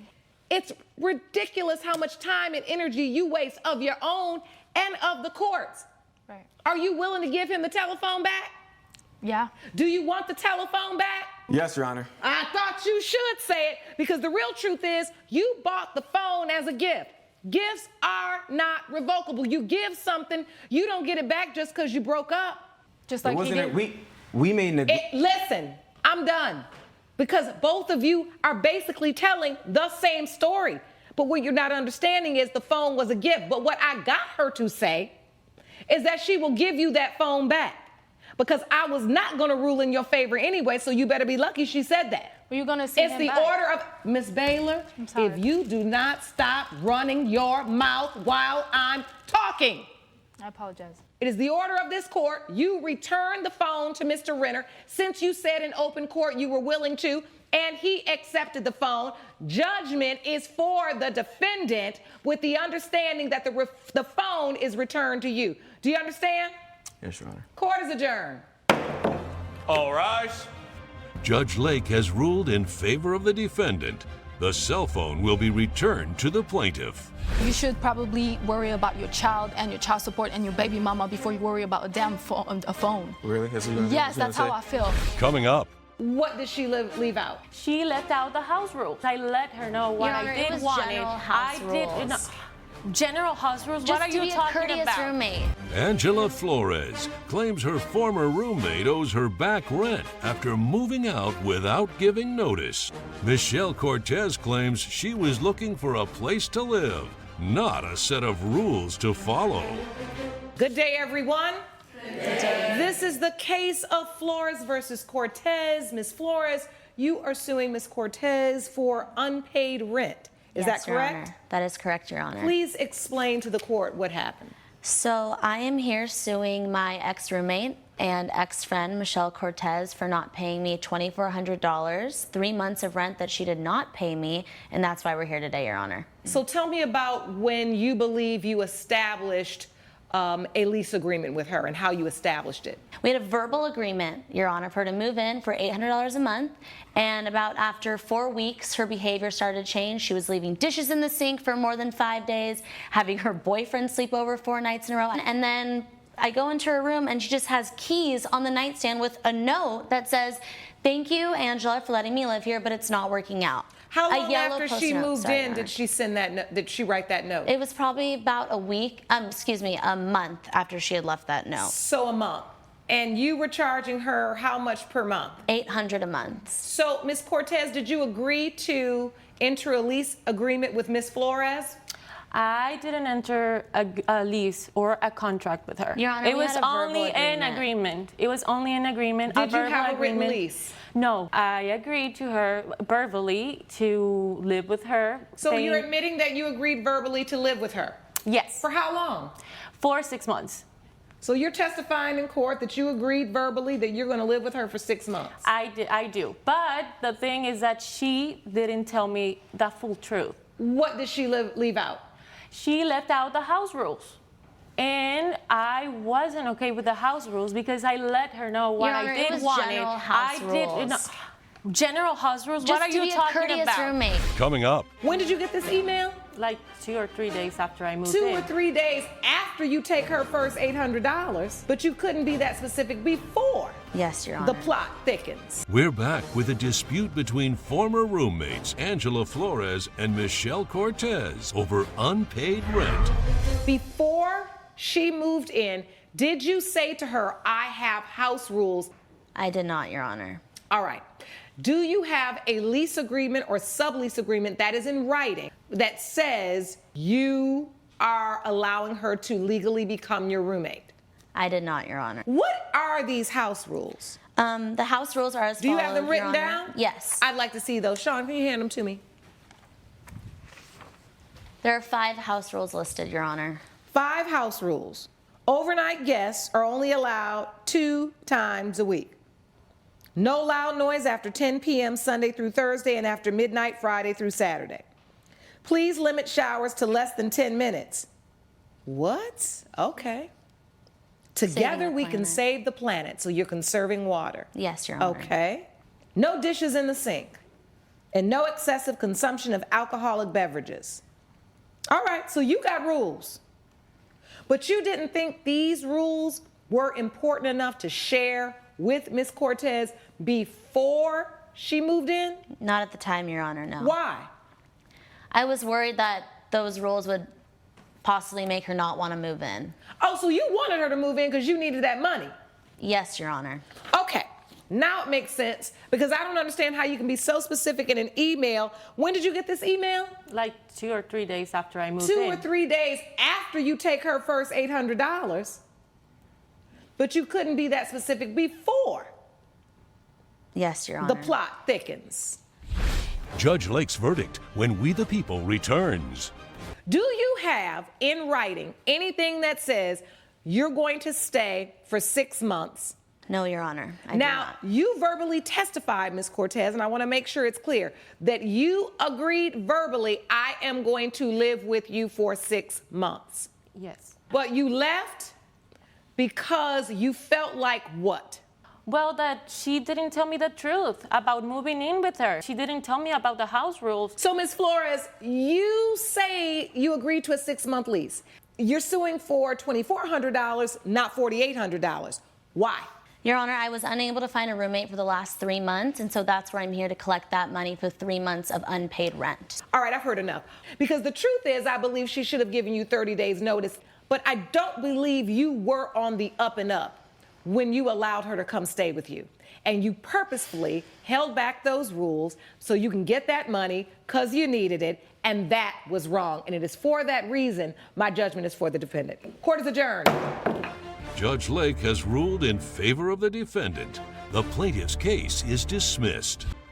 Andre Alafa claims he was sidelined from work after an unruly rideshare passenger destroyed the backseat of his car. Matthew Echeve says the rideshare company already charged him for cleaning fees. All rise.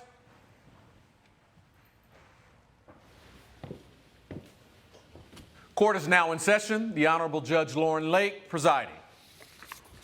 Please be seated. Good morning, Your Honor. Good morning. Good day, everyone. Good day, Your Honor. This is the case of Alafa versus Echeve. Mr. Alafa, you are suing Mr. Echeve for $1,450 for damages to your car. Yes, ma'am. You're a ride-share driver, am I Yes. correct? Yes. Explain to the court what happened. Well, I don't make ends meet with my day job. So I decided, maybe I could pick up an extra few dollars doing rideshare. Got a request from this guy around 2:45. I went to pick him up. I was expecting drunk people. That's fine. I understand you're partying. But he was very unique, In what way? He came stumbling in my car, opened the door, slammed it, threw himself in, talking about how, he thinks we could be best friends and, what am I doing after this and all that kind of stuff. Let's keep the party going. He's the life of the party. He's a huge party animal. He's a hotshot business analyst who just got a promotion and he's ready to celebrate and keep it going. That doesn't cause damage. It's annoying. So, yeah, but But that's cool. what happens after that? So I get another request, and we get to the next destination to pick up our witness, Krista, here. As soon as she starts walking up to the car, he's like, yo, bro, put on those slow jams. And I'm like, I don't have a problem with music requests, but... So what was up with the slow jams, Mr. Echeve? Hey, I gotta say, before it's the New Year's vibe. You like partying on New Year's Eve? You can't. Before that, he was just playing classical music. It was just so boring. It's New Year's Eve. You gotta party. So yeah, I saw. Well, I saw Chris when you're over here in a and she was- ride share, they usually ask what type of music you want to listen to. Yeah, and I chose slow jams because that was my He type. didn't choose slow jams until he saw my next passenger. Yeah, Okay, I one time. so you choose slow jams, then what happens? I did a smart thing of choosing not to drive while I was drunk, so I chose to call the rideshare app. You chose to come throw up in someone else's car. Well, that's just the Okay, risk so of picking now we're someone getting up to on the New Year's damage. Eve. So, because this sounds chaotic, but it sounds like the night was that, and it was New Year's Eve night, right? Yeah. So 3 a.m. in the morning. 3 a.m. in the morning. So anybody still out at 3 a.m. in the morning, it can be doing pretty much of anything at that point. Exactly. So 3 a.m. you get in the car. What point do you throw up? All right. I was trying my best to hold it in. That's why I needed the slow jams. I vomited when they got to her destination. It was Okay. until the very end, and that's when I relinquished myself of all the stuff I was holding in. Okay, so stop right there. So your witness was in the car? Yes, Your Honor. I had her sit in the front seat, which is something I usually wouldn't do. But I asked her, you know, first of all, do you feel comfortable riding with this other man? The whole time she's in the front, he's making passes at her. Okay. You know, all the So all the good I want to stuff. hear from her. Ma'am, please stand up. Hi, Your Honor. State your name for the record. My name is Krista. What's your last name, Krista? Krista Reyes. Reyes? Ms. Reyes, I would like to hear about the night in question when we're talking about the ride you shared with Mr. Achave. Do you remember getting in the car and Mr. Achave was in the back? At first, I was headed towards the back seat, and then I seen him like lay out, and he was like, "Do you mind if you sit in the front? You know, the passenger back there is a little intoxicated." I just felt weird about it, and I was just like, "Yeah, that's fine," because I've never taken a ride share before where I had to like sit in the front. I do it all the time, and I was just getting off of my shift at work, and then. Yeah, and that's when all this stuff started to happen. Like, I was just sitting up there, and he starts saying things like, "Oh, you're so beautiful. Like, can I have your number?" And so I told him, like, respectfully, I have a boyfriend.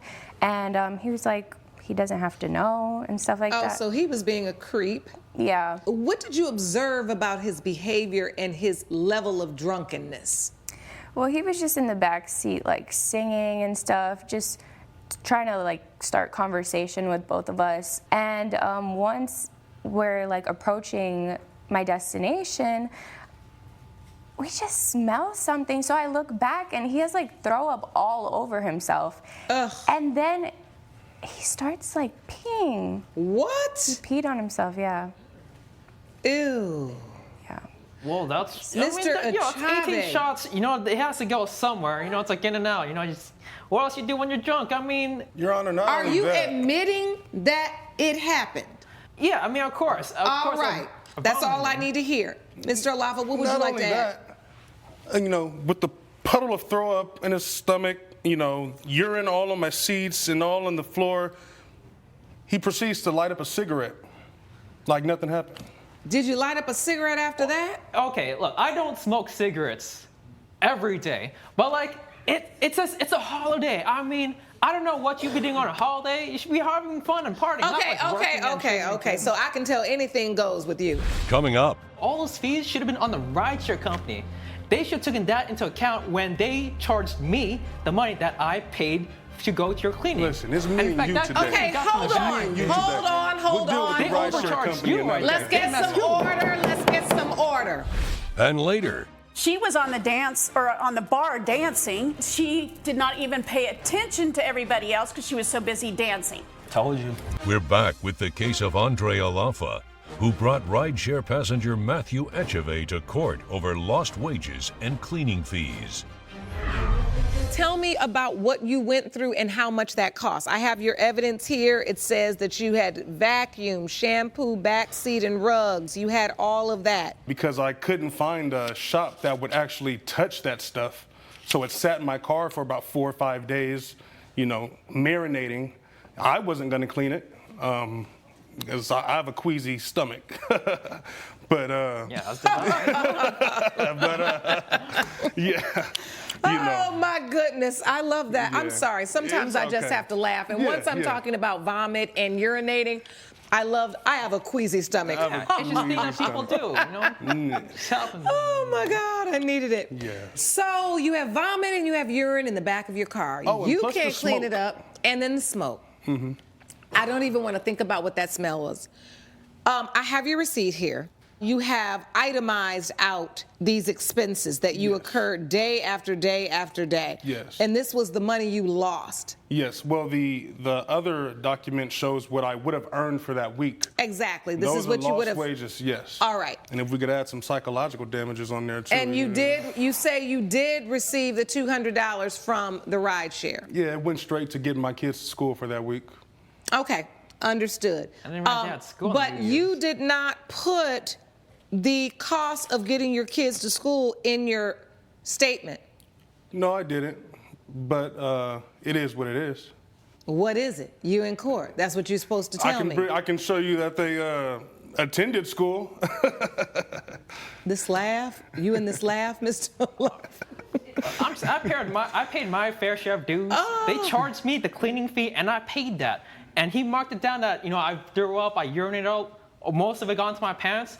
But I have the fee right here. I paid $250 for that ride, and that included the cleanup fees. And so all those fees should have been on the rideshare company. They should have taken that into account when they charged me the money that I paid to go to your cleaning. Listen, it's me and you today. Okay, hold on. Let's get some order. This is the issue, and then I'm done with this. I'm tired of talking about vomit and pee. The rideshare company has a policy which they upheld. They gave you the $200. Technically, in your list of damages and things that you went through, your fees, you paid $246.75 to get your car cleaned. So with the $200 they already gave you, technically you were only out $46.75 just for the cleaning. The problem was you needed to find someone to do that, get it done, let your car dry out, because I even learned the hard way from a detail when I didn't let my car completely dry out. Even when your rugs are wet from just nothing, if you don't let it completely dry, you're going to have the worst smell. That happened to me. So I can only imagine what type of smell you were trying to avoid. So after it was fully cleaned, you could not drive it. And I get that. What I have to now assess, this court's job is assessing as to whether or not Mr. Achave's behavior, what he did that night, went above and beyond what we would reasonably expect. And I would say, vomiting in the back of a rideshare car is something we could reasonably expect. Would that be terrible? Yes. Urinating, I think, goes above and beyond what I think. And but for your testimony, I would not really understand how egregious your actions are. But since you're in here gallivanting and showboating, it's like you're still living out this New Year's night, extravaganza that you experience, and nothing's any big deal. I find your behavior and the way you're approaching this situation to be irresponsible. You are not acknowledging what your actions did and set in motion for another human being. You're not acknowledging that. And that's a problem to me. So with that said, Mr. Alafa, I do believe you're entitled to the cleaning fees and your damages in terms of your loss of wages from Mr. Achave. However, you've already gotten paid $200 of that cleaning fee. Therefore, your complaint asks for $1,450. We've got to subtract the $200, which means judgment for you, the plaintiff, for $1,250. Court is adjourned. Judge Lake has ruled in favor of the plaintiff. The defendant owes $1,250. Can't get back in my car, but, hope you learned your lesson. I still think we should be suing the rideshare app. I mean, that's more on them. You may now exit the courtroom. Coming up. She has a secret Santa that we all know is her boss. He's gifting her all the time with stuff, so why should she even worry about this gas card whatsoever? Katie Mills claims her coworker intentionally took a secret Santa gift that was meant for her. Sam Klein claims the plaintiff saw him grab the present as a prank. Good day, everyone. Good day. This is a case of Mills versus Klein. Ms. Mills, you're suing Mr. Klein for $1,000, the cost of a gas gift card you say he took when he grabbed a present that was meant for you. Is that correct? Yes, Your Honor. Explain. Your Honor, we had a Secret Santa party, and myself and another coworker were out dancing and drinking and having a lovely time. My coworker called to my attention that he was switching around the presents while I was off dancing, and his present and my present apparently looked the same, and he decided to switch them around, and then he left the party with it, and so I didn't get my gas gift card. You don't do that in Secret Santa. What was the point of that, Mr. Klein? Everybody was having a great time. We was all drinking, enjoying the fun. Until you decided to steal my gas card. She was dancing, drunk, having fun, just like everybody else. I did the same thing around the gift tables. I was just switching around gift tables, and I noticed that ours had the same bag and same wrapper. So why would you switch it? What's the point? I was just playing around. It was all a joke, just playing around. What did you do? All I did was dancing. I just took one hand and took the other hand and just playing around, and put it back on the table. If it's Secret Santa, they're already addressed. So you purposefully then grabbed the gift with Ms. Mills' name on it and walked out? Yes, she saw me do it. She even waved me by. So you're saying she saw you being silly and switching them like, you have mine and I have yours Exactly. and blah, blah, blah. And then you feel like she said, okay, go ahead. I don't care. Whatever my gift is, you can have it and I'll take what Your yours Honor. is. She didn't mind. Coming up. You took Everything's the still bag the that had same. my name on it She because saw you took me. the All I gas did was card. dance with you the took bag. the bag with her card. name on it. Yes. We're back with a dispute between co-workers Katie Mills and Sam Klein over a stolen Secret Santa gift. Did you change the bags, Mr. Klein, or did you change the names and put her name in your bag and your name in, you Your know Honor, what I I meant, changed switch nothing. the bags? I legit just switched bags places. That's all I did.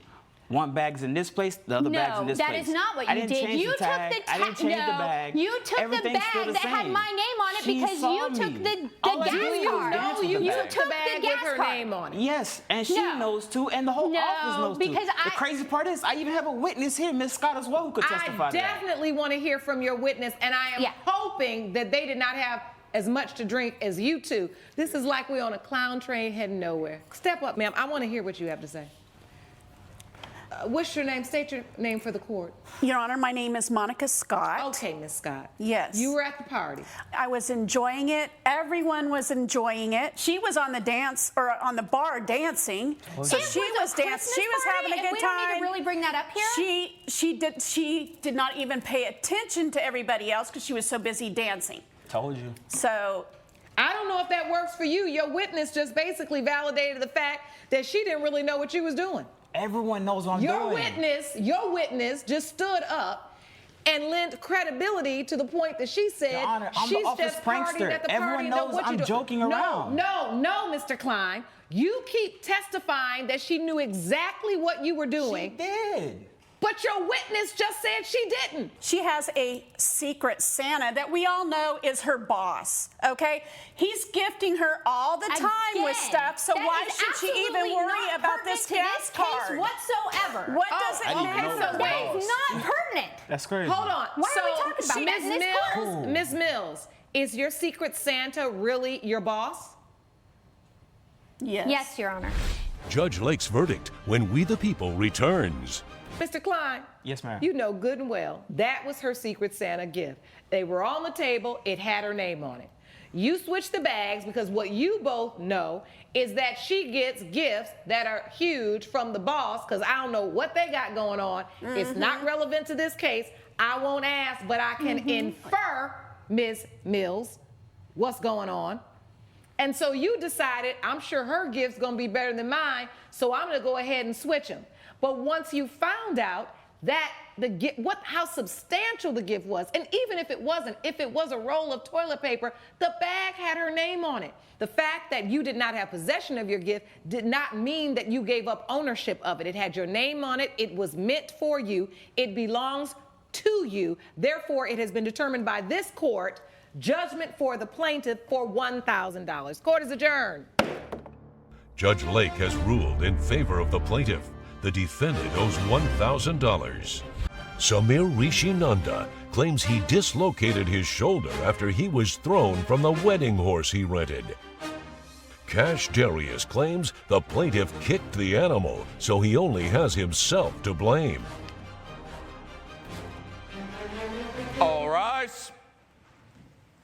Court is now in session. The Honorable Judge Lauren Lake presiding. Please be seated. Good morning, Your Honor. Good morning. Thank you, Sean. Good day, everyone.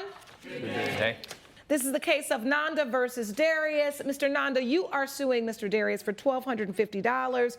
You say the wedding horse you rented from the defendant threw you off and caused your shoulder to disconnect. And Mr. Darius, you say that the plaintiff wore pointy shoes and injured your horse's side. Is that correct? Yes, that is Let's correct, start Your with you, Mr. Nanda. What happened? Your Honor, I fell in love 2 years ago with the girl of my dreams, and we've been planning a wedding for the past 6 months. As you know, with Indian weddings, we have a ceremony that happens outside, so it's like beautiful, grandiose. We're on a horse. So I rented a horse, beautiful white horse from Mr. Darius over here. I have never ridden a horse in my life. So he gave me the peace of mind knowing that he'll be there, He'll take care of the horse. He'll make sure I get on and off the horse and nothing will happen. And I get on the horse and I fall down on concrete, dislocate my shoulder, and basically... Before the wedding? Before the wedding ceremony, correct. So we're outside, we're all dancing. I have 150 guests on my side of the family. Everyone's having a good time, everyone's taking pictures, my photographer, everyone's smiling. It's the greatest day of my life that I've been waiting for about 2 years. And you fall. And I fall on concrete. In front of everybody. In front of everyone. And I dislocate my shoulder, and I literally had to almost go to the hospital, but luckily I had a doctor that's a groomsman, and him and a physical therapist just relocated my shoulder, took a lot of pain meds, and just continued with the ceremony. But do you have pictures of you on the horse? Absolutely. Actually, let me see those, please. Exhibit 1, if you want to pull it up. Yes. Thank you, Sean. That's me, the handsome guy on the beautiful white horse. And it's very typical for the groom to arrive on a horse or an elephant as the bride is awaiting the groom's arrival. So this is a traditional ceremony, and it's a very joyous... This is before you fell, or this is after they put you back together again? This is before I fell. After, I didn't want to deal with the horse at all. All right. So, Mr. Darius, what's your response? I would say that to the best of my ability, I instructed Mr. Nanda on how to treat my horse, how to ride my horse, and he acted with negligence and disregard and disrespected both me and my horse. What are those instructions that you customarily give, and are they written? They are not written. I do it. When we first meet the guest, I say, greet the horse. You know, make sure the horse feels comfortable with you. Let him smell you. Pet the horse because. Did you bring your contract with you? I did bring my contract. I'd like to see that, please. Yes. So, Judge, I also want to add, when the horse came, the horse's head turned the other way, and then he told me that I should start communicating with the horse, talk to the horse. To get the horse comfortable with you, I don't talk to horses. Well, Like, I don't talk to when you meet animals. strangers for the first time, what do? Do you just walk up to them, or do you shake their hand first and greet them? I'm sorry, I'm not about to shake the leg of a horse. Well, you assured me that it's Let's okay. get some order. I'm looking over the contract. So I see a clause here that says limitations in use of the horse.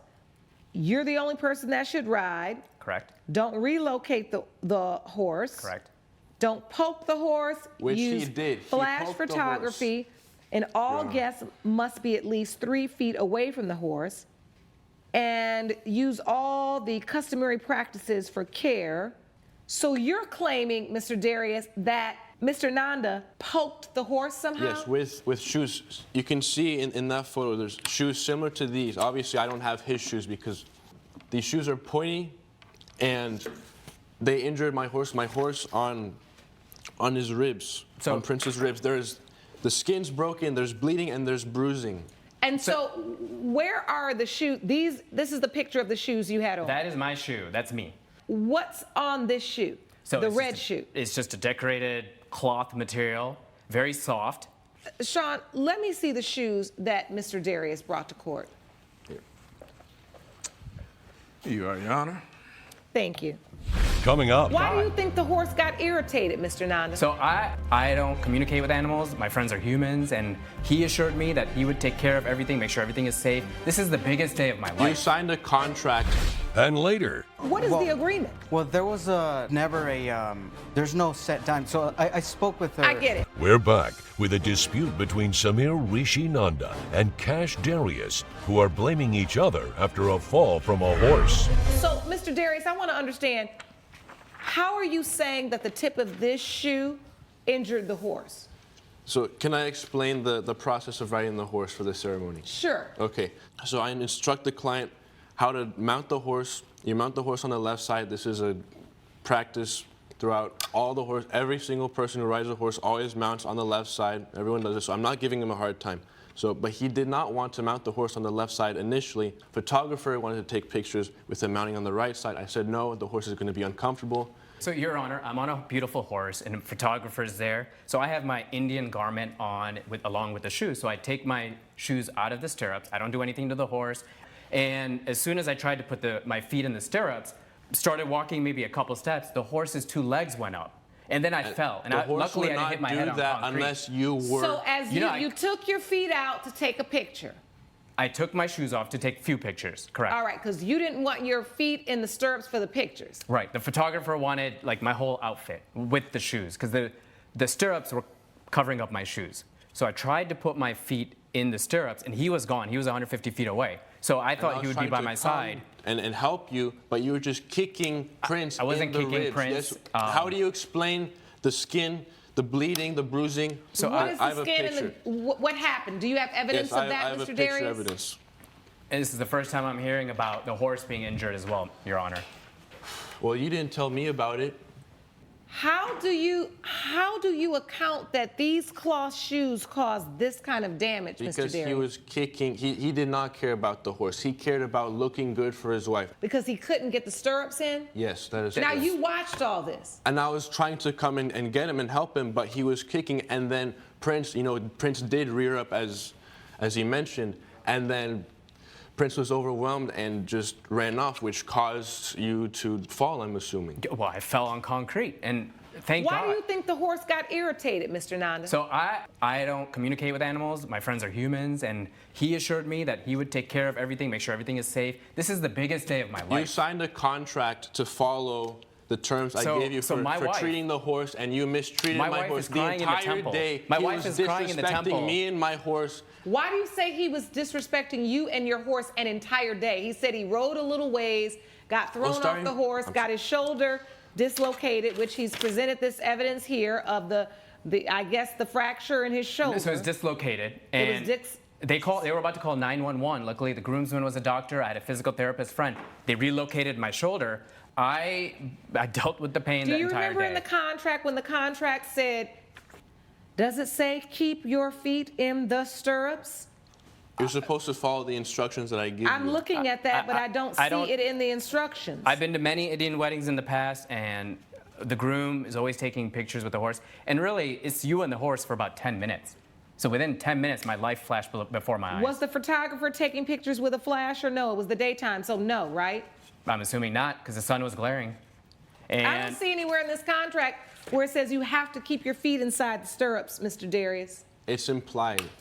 Implied where? I give verbal instructions, and he's supposed to follow Did he give those you verbal instructions to keep your feet in the stirrups? No, he told me he was going to be by my side to make sure I get on and off. The first time I tried to get on, the horse wouldn't let me on and circled around. Then the second time, he helped me get on properly, and that's when all this mess occurred. And so this $1,250 that you're suing for. So after that incident happened, after I nearly broke my shoulder, he asked me if I want to get back on the horse. I said, absolutely not. Thank you. I just want to continue. I want to marry my wife, the girl of my dreams, make sure everybody's having a good time. So I'm suing for the horse rental, the x-ray for my shoulder, as well as 8 physical therapy sessions. And that came to $1,250? That is true, and it's actually, I have the invoice for... I'd like to see your evidence, please. I have the invoice for the horse rental as well as the medical. The horse rental was $550? Correct. And my x-ray was x-ray plus PT. All right. There's some problems with this case. First problem is, Mr. Darius, the instructions that you need in your contract, you're choosing to give verbally, and that's not okay. You need to have written in your contract that your feet have to remain in the stirrups at all times as to not in any way disturb or scare the horse. But at the same time, I do feel like you saying keep your feet in the stirrups is something that a reasonable horse owner would be saying to a patron who was riding the horse. Especially an inexperienced I believe you said it verbally. I do believe that. And so it's the determination of this court that you all are both to blame in this situation. It is for this reason I'm going to split the difference between the both of you. Judgment for the plaintiff for $625. Court is adjourned. All rise.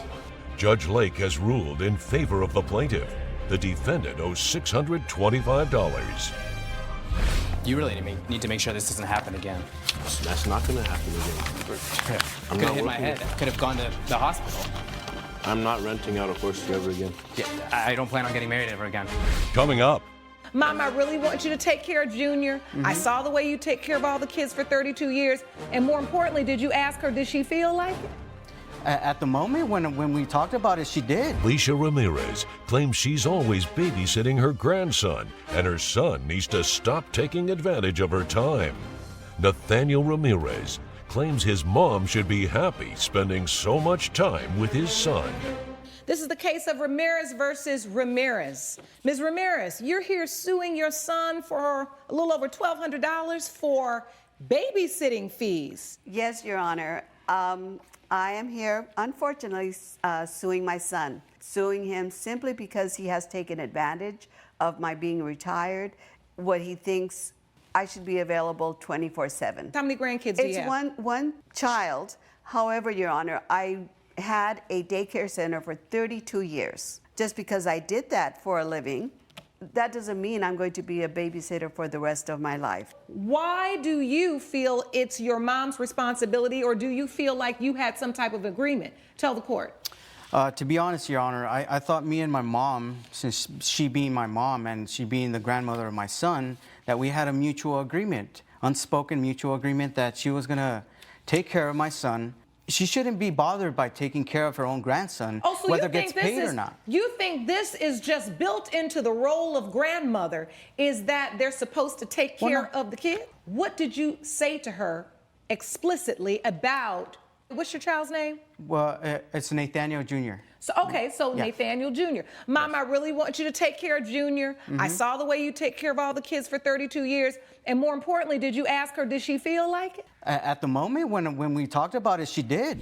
Coming up. He has taken advantage of me. That's not true, Your Honor. I'm sorry, but I have to cut you off. We're back with the case of Felicia Ramirez, who brought her son Nathaniel Ramirez to court over babysitting fees. Did he ask you, Ms. Ramirez? I take offense at the fact that he said unspoken. My time is money. I am bringing my son to court because he has taken advantage of me. That's not true, Your Honor. I'm sorry, but I have to cut you off. Your Honor, I do have text messages where at 7:18 p.m. he texts me and says, give me another 2 hours. That puts him at my home at 9:30, 10 o'clock. Sean, let me have those text messages, please. So you're saying... By 9:30, my grandson should be asleep. So you've got bed. text messages here that say, you're texting him. How far away are you? Correct. Because you're ready for your grandbaby to go home. I'm ready to, probably, yes. And he says, oh, Mom, I just got a couple of walk-ins. Give me another 2 hours, please. Love you. You say, all right, please let me know ahead of time when you're running late. Thanks, Mom, will do. Promise you can't predict the walk-ins, though. Love you, too. What I'm not understanding, and no one has said to me yet, is what this agreement was. Like, what is the agreement? Well, there was never a certain amount of hours that I gave my mom to take care of. Comes in. And there's no set time. So I spoke with her. I get it. However, you're basically testifying on behalf of your mother right now, because you're telling me there's really no agreement. I drop the baby off whenever I want. I pick the baby up whenever I want. What is the did you agree to compensate your mother for anything? Well, I talked about it. I mean, did he just start dropping the baby off, or were you saying, Ms. Ramirez, hey, I know you're at the shop late, bring my grandson over here. I need to know. There was no agreement. Thank you so much. Judge Lake's verdict when We the People returns. You're suing as if there was some type of contract. And I was going to ask you, when you ran your daycare before, was there some type of contract that you used? There was a contract for the hourly, for the half days, for the full days, for the weekdays, for the months. How many years have you been watching your grandchild? 1.5 years. She is basically charging you or asking this court to award her $1,250. Only. Which is basically a month of care. And the baby been over there for over 1.5 years. And I'm not going to waste any more of your time or my own. Now, the truth is, under the law, Ms. Ramirez, y'all really don't have no contract. But this court is about being fair and being equitable. And the truth is, your mother has been taking care of that child without any financial contribution for you for far too long, Mr. Ramirez. And for that reason, it has been determined by this court that the defendant does owe the plaintiff $1,250. You need to pay your mother that money, and then you all need to set up a real agreement in writing about what your expectations are with respect to care. All right, judgment for the plaintiff for $1,250. Court is adjourned. Thank you, Your Honor. Judge Lake has ruled in favor of the plaintiff. The defendant owes $1,250. I can't believe you took me to court, Mom. I had to. What do you think Junior's gonna say? Junior should not know. Well, he's too gonna know young. eventually. Well, he's going to be fine. He's Whatever, going to Mom. be fine, son. Whatever. Thank you. Harris Sampson claims his ex-girlfriend took advantage of his generosity and didn't pitch in when times got tough. Lisa Walters says Mr. Sampson is an emotionally abusive scam artist who doesn't deserve a dime. All rise. I didn't want it to come to this. Court is now in session. The Honorable Judge Lauren Lake presiding. Please be seated. Hello, Your Honor. Hello. Thank you, Sean. Good day, everyone. Good day. This is the case of Sampson versus Walters. Mr. Sampson, you are suing Ms. Walters for $8,000 for breach of contract. Is that correct? This is correct, Your Honor. And Ms. Walters, you say that Mr. Sampson is a fraud and he's toxic. Is that correct? That is correct. All right, Mr. Sampson, please explain to the court why you're here. Your Honor, I know it must sound silly suing over a loan, but this wasn't a loan. This was actually money that she owed me. We had lived together for over 5 months, and I'd paid all the bills. I paid all the rent, I paid car payments and utilities, everything. I'd taken her out to numerous vacations, out to dinner. Do you have she lived with you, do you have a lease agreement with her, or you just invited her to live with you and you paid all the bills? I invited her to live with me, and I ended up having to pay all the bills. Ended up having to pay them all, or was that the agreement when you said, do you want to move in?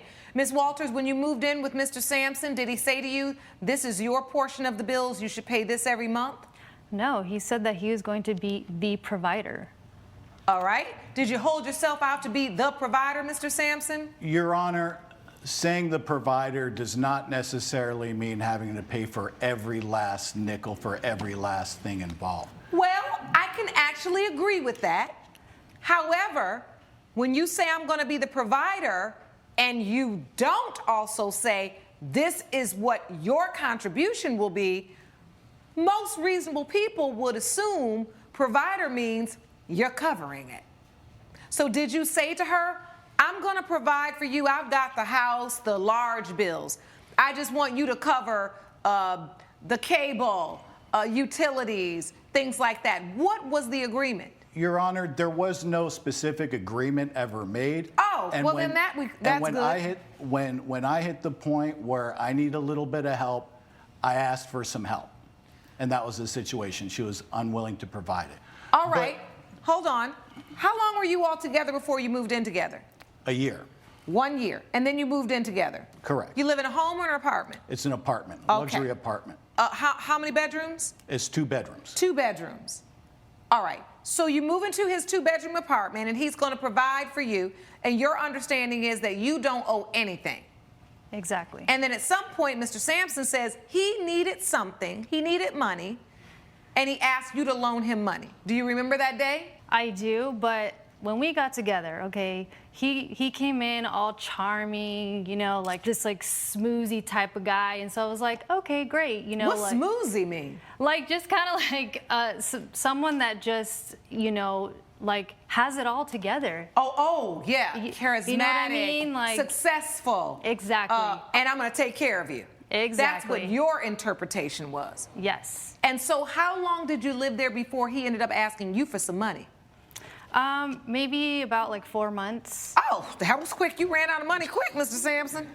And Your Honor, by the way, it really wasn't portrayed like that. It wasn't? No, I explained to her, see, my main business is a restaurant that I own in Cleveland. And I had a bunch of issues when COVID hit. We had a lot of problems with the restaurant, couldn't find staffing. I wasn't able to transition to deliveries right away. And so I headed out there to go turn things around with the restaurant while Lisa stayed at the apartment by herself for a month. And this was before we'd even lived together, okay? Now, when I came back, I explained to her, listen, I'm not gonna be able to keep covering all of this.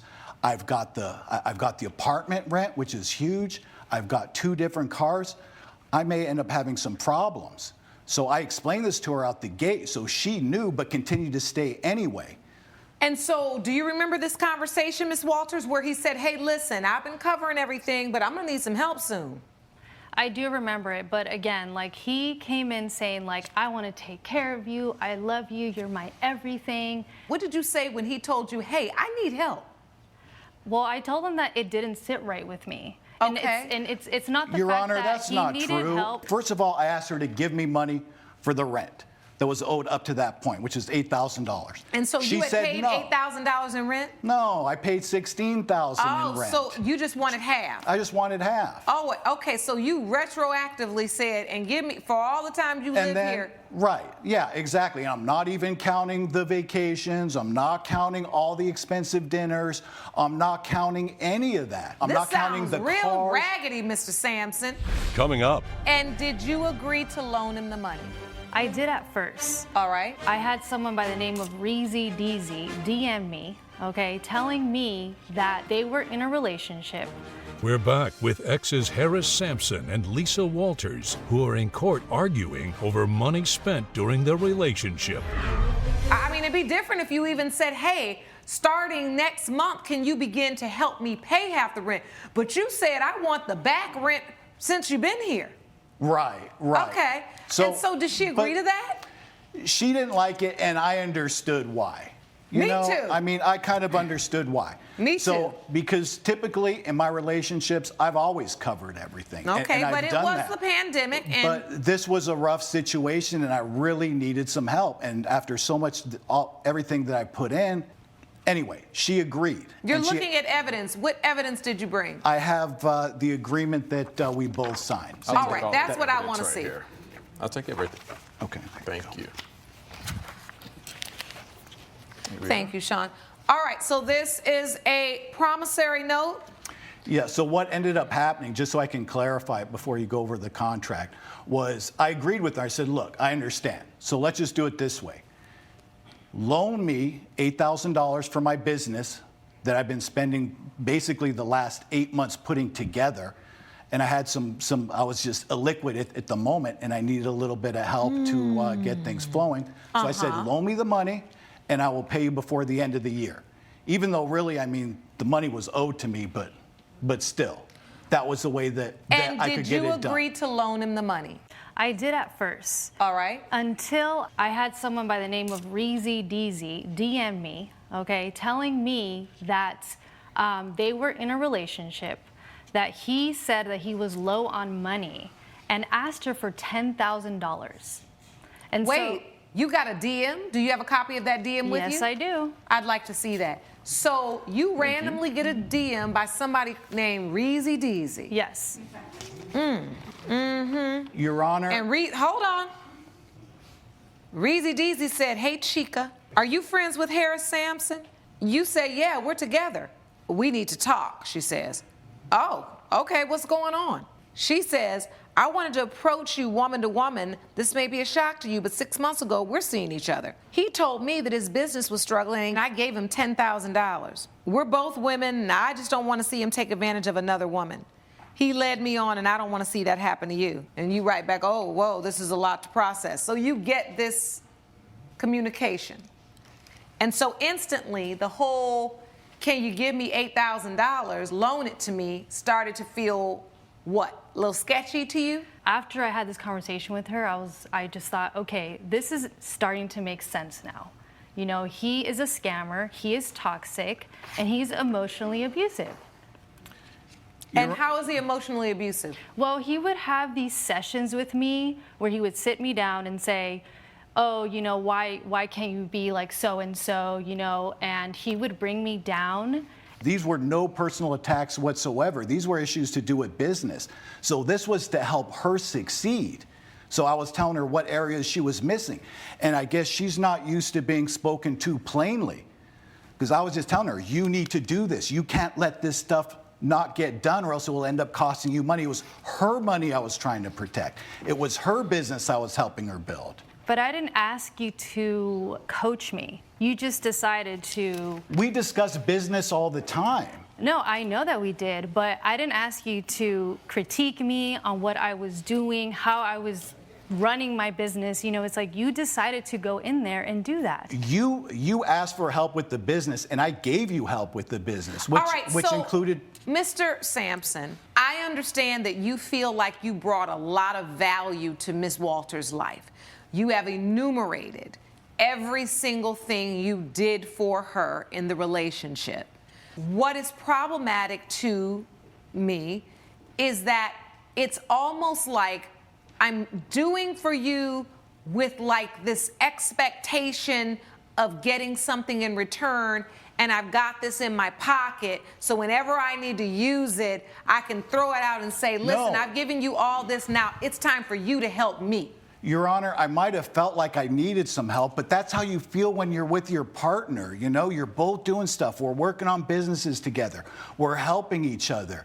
And I mean, you should feel like you can Why count did you on sign and the you're promissory note, Ms. Walters? Well, at first, I didn't really, I guess, think much about it, which I should have, and that was my fault, you know, because I thought, okay, I know that he needs help, and, you know, it didn't sit right with me. I didn't receive that DM until after I had signed it. Does that make sense? Your Honor? Yeah, you got the Your DM Honor. after you signed it. Yes. Yes. So then that's when I started to question, like, okay, like, I don't want to give you my money after knowing that you scammed somebody else. Coming up. When I had her sign that, that's for her protection, not mine. This is so she has it in writing. If I wanted to rob somebody, I wouldn't put my name on the contract. Please keep walking Right? this plank. Please keep walking this plank. We're back with exes Harris Sampson and Lisa Walters, who are in court arguing over money spent during their relationship.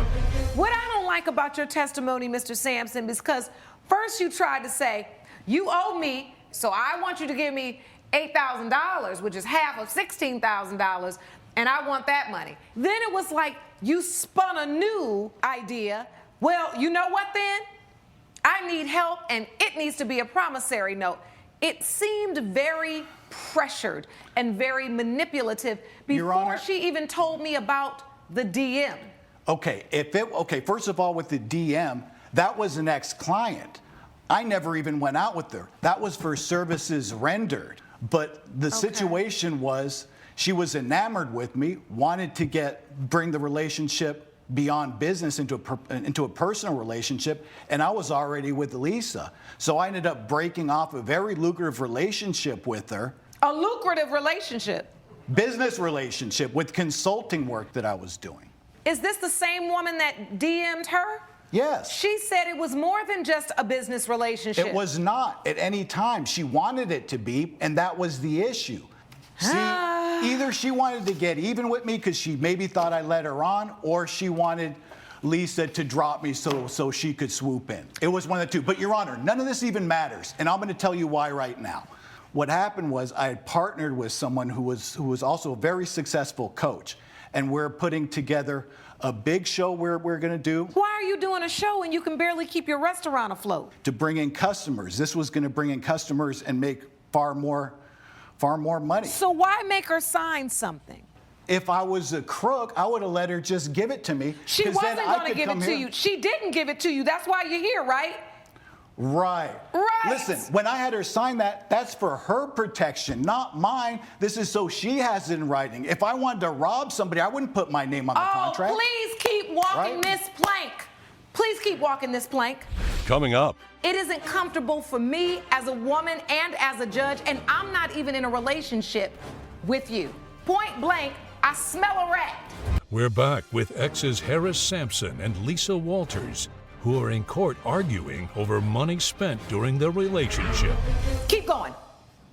Anyway, like I said, I would have dropped all this. I would have let it go right there. But this is what ended up happening. She took those direct messages and posted it online and provided a link to the consulting show that I was doing. So when anybody searched my consulting show that I've been working on for months, they got that. What did you post? Tell me. So I posted that link and those messages because this is beyond me, okay? Did you move out of his house? Yes, I did. I left him too. So I wanted to protect other women from his scams. Your Honor, and she's whatever going else to is going believe on, Reezy okay? Deezy over her boyfriend who's taking care of her for the last year and a half, taking her out all over the place, paying for everything, never lied to her, and she's going to believe Reezy Deezy? How does that work? I'm all about a limitless life, but this is just too much going on for a man that needs to borrow $8,000 from a woman and who obviously pressured her into this. She said she didn't want to do it before she did it, and then gets a note from another woman who says you pressured her, and now I'm in a position where this is obvious to me what it feels like, and I know common sense ain't common no more. Hold on, but I still got some.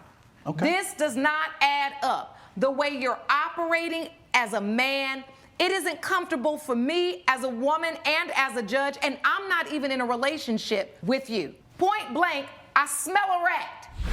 Judge Lake's verdict when We the People returns. Walters, as a woman, I am very happy you got that DM because I don't think you would have ever seen that $8,000. There were too many hoops, too many things he was jumping through trying to get this same amount of money. And I am happy and proud of you as a woman for, even though you walked a little bit too deep into a relationship, you are perfectly capable of taking care of yourself. If you had $8,000 to lend him, you had $8,000 to take care of yourself. Your Honor, I gotta be the worst. Don't talk to me no more, Mr. Sampson. I'm done talking to you. Because I don't like how it's a pressured-filled energy, and it's almost like you think you're gonna out-talk me, but you've got the wrong one. You're missing the biggest Mr. Sampson, point. I'm not missing the big. We've been talking for 20 minutes. If you haven't made your biggest point yet, you don't have a big point. Judgment can for make the it defendant. Court is adjourned. Woo! I'm sick of him. All rise. Oh. Judge Lake has ruled in favor of the defendant. The plaintiff's case is dismissed. So what have you learned? Choose yourself. Any thoughts on the verdict? Yeah, absolutely. She was incorrect. You know, you should be able to trust the person that you're with, and I wasn't able to do that.